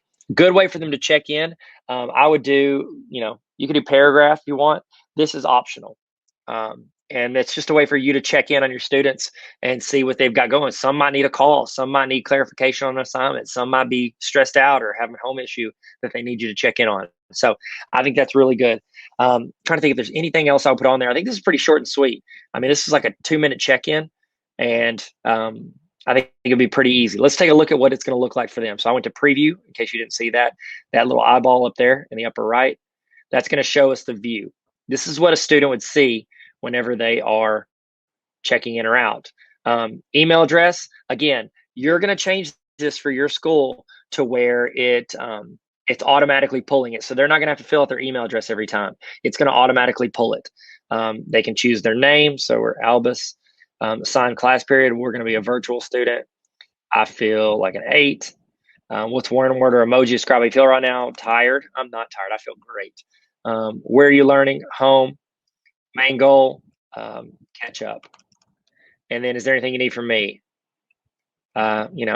Just keep being great out there. And that's how the students fill it out. I didn't spell great right. There you go. So that's how you fill it out. I'm not going to submit it because I want to make this into a template for you guys. All right. Now, I'm going to refresh my page so I can clear out what I put. So I'm going to reload. Okay. So now I want to show you where I would put that in Google Classroom. Okay. So I'm going to take this link up here and I'm going to copy it. Or you could go over here to where you were editing, hit send, and you can get the link right there. So I'm going to copy that. Now I'm going to go to Google Classroom. So let's go to classroom.google.com. Do you guys know how to add headers? You can always add headers in here. Like I always put, you can go into customize theme and you can choose an image. And then you can pick like something fun. What you got? What you got over here? I've got some. Let's say, we can go jelly beans. How great is that? That's so lovely. There's got to be a better one. Let's see. We could do a wedding one. That'd be interesting. iRobot. That's kind of scary. Look at this. We'll go Thomas Jefferson on them. Insert that. Boom. So we can go custom theme, color, header, all that. I'll probably change it to Tarver Academy. Why not? Okay. So I'm going to take that link. I'm going to go and find my class. Where is my fake class? Here we go. We're going to add here. I do not think you should put it in the stream. Okay. And here's why. It's because that's going to scroll out. This is something you want them to check every day. And for things that I tell you guys the students need to check every day, I definitely say put it under classwork. Now, is it for a grade? No. So you have to choose a material. Select it as a material. We're going to call this, daily student check-in /out form. Okay. Fill this out every day when you start and stop working. If you take a break, make sure you fill this out. Okay, there you go. We kept it short, sweet, and very clear. We're going to hit add, and I could just I could toss the link in, or I could just go to my Google Drive, and I can grab this form, toss it straight into there. Boom, student attendance, insert. Okay, now, before you hit post, we want to do topic. We want this to be under classroom resources. Now, if you did, like say you take this or you create a check-in form and a checkout form and they're 2 separate forms, if I go to 2, I might do like student attendance as its own topic and put that at the top. But since I only have one, I'm going to do classroom resources. See if you want to attach to multiple classes. We don't. All students. And then I'm going to hit post. Okay. So that's going to put that in Google Classroom, daily student check-in, check-out form. They can click here and they can fill it out. So that's what I would do for a student check-in, check-out form. You guys can have this template. I'm going to put it on my Instagram, instagram.com/Tyler Tarver. And I'm going to put the link in my bio, or I'll put it at tarveracademy.com. I just started yelling in my ear. Goodness gracious. I act like I don't know how to use Instagram. Go to my profile. You can click the link in my profile and you'll be able to go directly to one of these resources and all my other resources. Or you can go to tarveracademy.com/resources All right, ladies and gentlemen, now we are moving on to the last session of the day. We are doing a Google form. Now, I didn't do like a discipline form because today's session is on building authentic relationships using Google. Now, if you're thinking, well, Tyler, you're about to show me a positive discipline form. I have students that act up in class. I need to record that. I have that template. I just didn't think this was the session where we should focus on that. Okay. Yes, that's important. Yes, you need to do that. If you need that template, it is on my website under, student discipline form or something like, I don't remember what I titled, probably discipline form, something with discipline in the title. It's under tarveracademy.com/resources. Now, what I want to talk to you about next in this last session is I want us to walk through a Google form for positive student discipline. I have this template as well. You can have it, you can use it, you can duplicate it, you can edit it, make it whatever you want. You don't have to use what I had, adapt it to your class, okay? What I think is super important for us to not only build rapport with students, but with parents, is we need to notice and record when students do something well. Just like we record when they do something wrong, why don't we include whenever they do something positive or correct, or they're showing leadership skills, or they're being helpful, whatever it is, let's see it, notice it, recognize it, because what you talk about and what you honor and hold up and discuss consistently is what's important to you. If all you're talking about is don't mess up, don't mess up, don't mess up, that's what kids think is don't mess up. We don't want them to just not only not mess up, we want them to do things well and make a positive impact in the place they are. So one way to do that is to highlight it through a discipline form that focuses on positive behavior, and that's what we're going through today. It also the slow key from a teacher, ex-teacher, ex-principal. I mean, I still teach some, but ex-principal of 6th through 12th grade. Whenever you're talking to parents and you show them 20 things their kid did wrong, and they're like, well, you never noticed when my kid does something good. If you've got 3 things that you did notice and record and document that they did well, changes the conversation. So that's my tip to you. This is our last session. We're walking through a Google form on positive student discipline and how you can apply it in your classroom. And after that, we're signing out. You're getting your certificate. You are done with the session. I hope you enjoy it. I hope you are able to apply this somehow into your class. Thank you guys so much, and let's keep learning. Let's get into today's resource that I want to give you, or this session's resource. This one is the positive action form. Now, I've gone over the discipline form with you. Hopefully you've seen that. We went through, it's super important. You can incorporate this inside of this form. I like to do it as its own because you can be more, you can do more with it, but it's up to you. If you want to combine this with it, go for it. Okay. And you can import questions directly from other Google Forms, and I'll show you how to do that because I don't know if I've shown you yet. But I like to have this as its own form. So the 3 discipline forms that I like to give as a resource as of right now, I'll make some more if you want them. So you've got your student discipline form. That's, your basic, this is what you did that you weren't supposed to be doing. This is how I broke the handbook, blah, blah, blah. You got your student reported discipline. It's where students get 3 questions. What were you doing? What should you have been doing? And what are you going to do to prevent this from happening in the future? Make students fill that out and send it. And the 3rd form that I'm showing you right now is the positive action form. I'm going to show you how to get it and how to set it up. You can actually set it up on your phone if you want to, or your iPad. Make it like a home screen app if you want to. I've got a video on that. If you need, just let me know. But let's get into it. So we're going to go. I've got it at tarveracademy.com/resources. I have that link up here. Tarver Academy. If you want to go there and get it right now, tarveracademy.com/resources. And we're going to go there, tarveracademy.com. Do you ever get tired of saying Tarver Academy? I know I do. I'm just kidding. It's whatever. Okay, so we're going to go to resources. Click that. You don't have to go to any of the stuff underneath it. Just click on it. And we are going to scroll down. And we're going to go to, so I've got my classroom discipline form. I've got my student reported discipline. And I've got my positive student action form. Here's why I love the positive student action form. Very often, parents, they just get to see the times their kid messed up, the times their kid made some poor choices.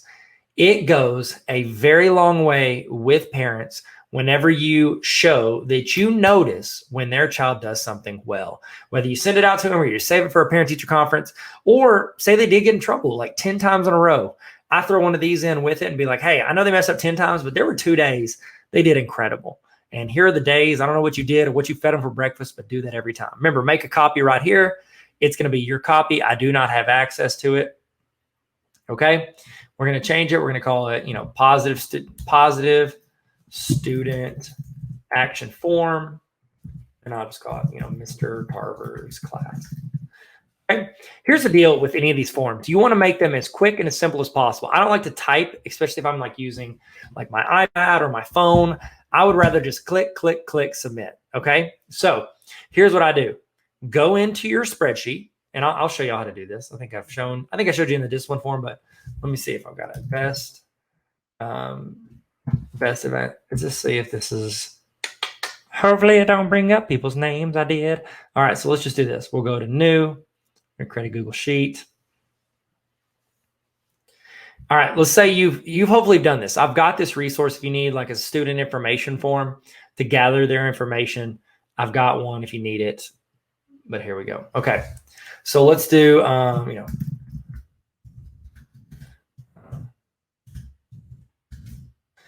Michael Jordan, both of them because they're both wizards.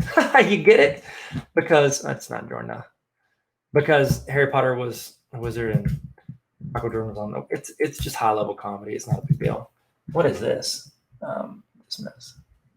Okay. Let's do Kevin Durant, Steph Curry, Ron Weasley. I've definitely got a type of person I like to put in here. We'll do one more. We got to include Hermione Granger. Okay. Now you've got this list of all your students. Let's hopefully say you have every student you have. We're going to click on the top one. Okay. So I've clicked it and I've let go. I'm going to scroll down, or I'm going to go down to the bottom name. I'm going to hold Shift, S-H-I-F-T, Shift. And then I'm going to click on the bottom one. What that does is whenever you click something, hold Shift and click something else, it selects everything in between. I've now selected all these names and I've let go. Now I'm going to copy. So Command C on a Mac, Control C on anything else. I'm going back to my form. I'm going to click up here. For option 1, I've made this a drop down. I'm going to hit Command V, which is paste. By the way, fun fact, did you know it's V? You think P is paste. That's print. V stands for view. You are viewing what you copied. So there you go. You've got all their names in. Now this will be a drop down for you. See, look, what's this? Now when I'm going in and I'm trying to pick my students' names, bam. I would sort them alphabetically first, but that's on you. Okay, it's up to you. All right. So we've got the names. You can do which grade. You could probably delete the ones, if you don't teach, say you just teach kindergarten, cool, delete all of this. Delete this whole section. If you teach, high school kids, you can keep 9 through 12, whatever. Adjust that if you want. Date of the action. Sometimes we don't always fill it out right afterwards. If you are in a good habit of filling it out as soon as a student did something well, then what I would recommend is just delete this and use the timestamp, because every single time you hit submit, there's a timestamp. I, might think of it at the end of the day, or I might not think of it, whatever. You're going to do date of action. What class period did it occur? Teacher name. If there was multiple teachers on there, you could do this as a team thing. If you have a team discipline form, you can have a team positive action form. And it's also good at the end of the year. You could sort by the student's name and find out which kid, hey, which kid made the biggest impact this year, which had the most positive actions. Or you could break it down even more. Who was the leader the most? Oh, there were 10 times Johnny was the leader. Oh, who was the most helpful? That's 15 times Sally was helpful. Whatever it was, you can go in and give awards based on who got these the most. I did a checklist because sometimes students do more than one.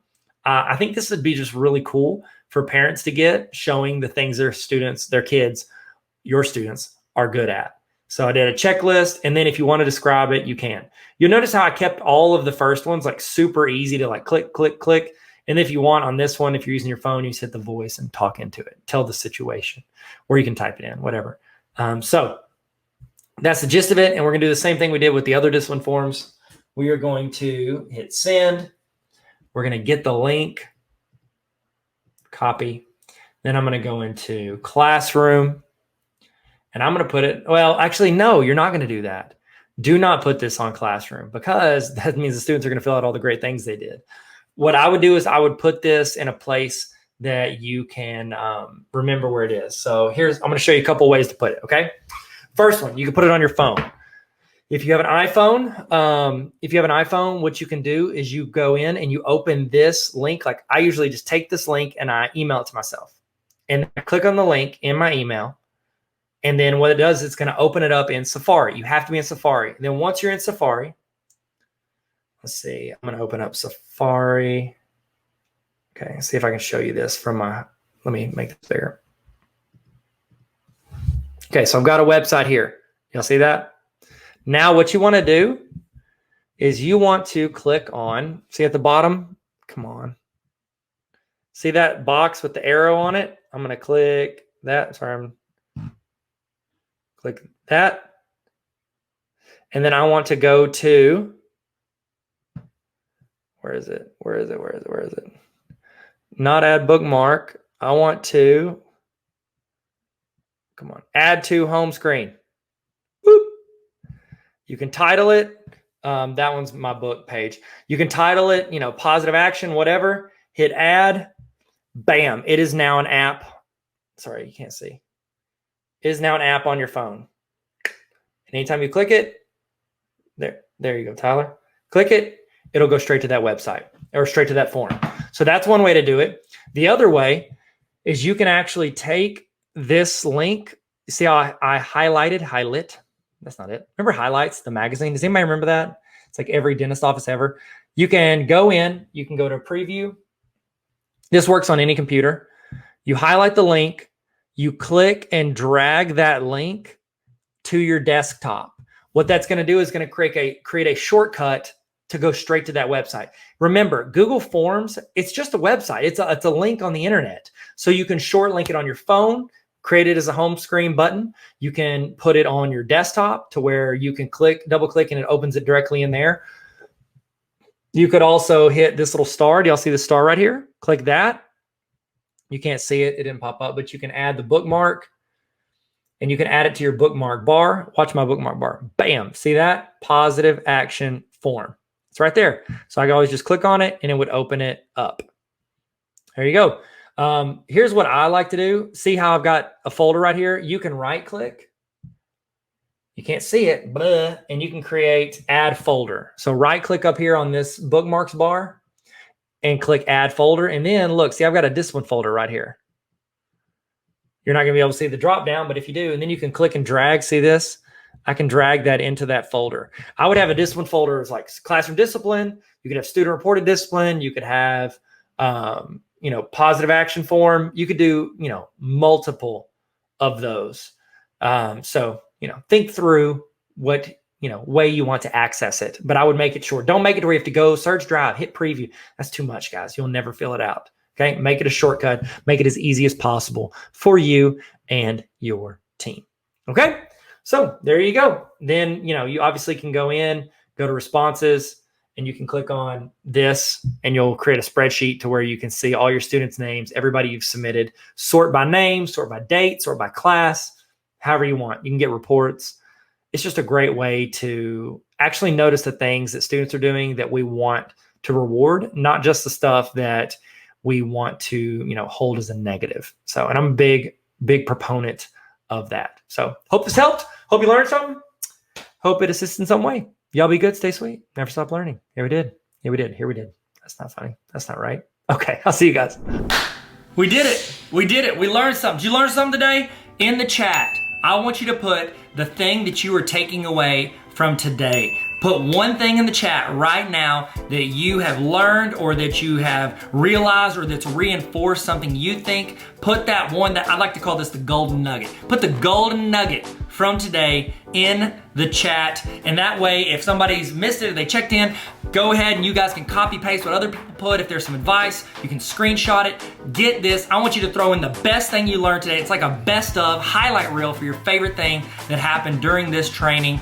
Toss that in the chat right now so we can share and grow together. Okay, we're about to do the evaluation. Before we do, I want to remind you, if you want access to this entire training at any time throughout the year, not just these live broadcasts, you can join the Tarver Academy Honor Roll. Why'd I do this? Hey guys, Tarver Academy Honor Roll. It's like Netflix for teachers. Netflix for teachers, because you have resources, you have templates, you have PDs, trainings. It's literally like a library of trainings, and then access to ask questions, to request resources that I build and send out to teachers all around the world. So tarveracademy.com/honor roll if you want to join the greatest community on the planet. And I'm not biased at all. I mean, all of us, you're on the honor roll. You want to be on the honor roll? Sick. Let's all be on the honor roll. And I'm a dean, so keep me on the dean's list. Hey, that works. Okay. All right. Now it's time for your evaluation. I'd love to get your thoughts on what you thought for this, but also I'm going to send you a certificate saying that you sat through this training. You put in the time. You wanted to learn. You wanted to grow. You wanted to get better. This is going to be a certificate that I'm going to email to you. What I need you to do is I need you to go to the link on the screen, or hover over the QR code with your phone. Get your phone out, hover over it. It's going to ask you a few questions. If you don't get this, it means that you put your email address in wrong. Make sure, please do not rush this. Type your email address in correctly. Please, I'm begging you, because if not, you're gonna email me, I never got my certificate. It's because your email address is wrong. Type in your email address correctly, fill it out, fill out your name, make sure you capitalize, make it look good, because it's gonna fill into the certificate from this. So I need you to put this in correctly, please. Okay, go there, we're gonna walk you through it. Go into this, click on the link, or you can't click on the link because it's on a video. Type in the link on your computer, or type it in on your phone, or whatever device you have. Scan the QR code, fill it out. I'm gonna send you a certificate with a timestamp on it saying what time you ended. You have proof from earlier if you sent in to the other link of what time you started. And then you also got your notes and all the stuff you've learned, your screenshots, all of that to show your administrator or whoever, your spouse, you show your friends, show people on the streets, all the learning that you did. You can frame that certificate. I think we're all getting framed. You get it framed, I'm getting framed. I'm gonna put it up on my shelf. I got too much stuff on my shelf already. So look at this, Lonzo Ball rookie card. If you got any, by the way, you got any basketball cards you wanna sell, hit me up. I've been slightly obsessed with basketball cards, and I apologize for bringing it up. Look at this, this is all Lonzo Ball. Lonzo Ball, I mean, he's the GOAT. Everybody says it. Who's in the chat? Who is your favorite basketball player of all time? I'd love to know. If it's Lonzo Ball, it's quite the coincidence because I had it sitting on my desk. If not, it's probably this guy. Probably this guy right here. See that guy? That's Michael Jordan. No big deal. It's whatever. Don't like to brag about it. I mean, it's not that expensive, that card. But if you got any cards you want to sell, holler at me. I don't know why I said that. I'm just stalling so you guys can fill out your evaluation. All right. Y'all feel good? I'm gonna leave this on the screen for you for a little while in case you had to step out for a second. I'm gonna leave this up. Thank you again so much for your attention and your time and everything that you put into learning and growing with us today. I'm Tyler, this is Tarver Academy. Let's learn and have fun. See you guys later.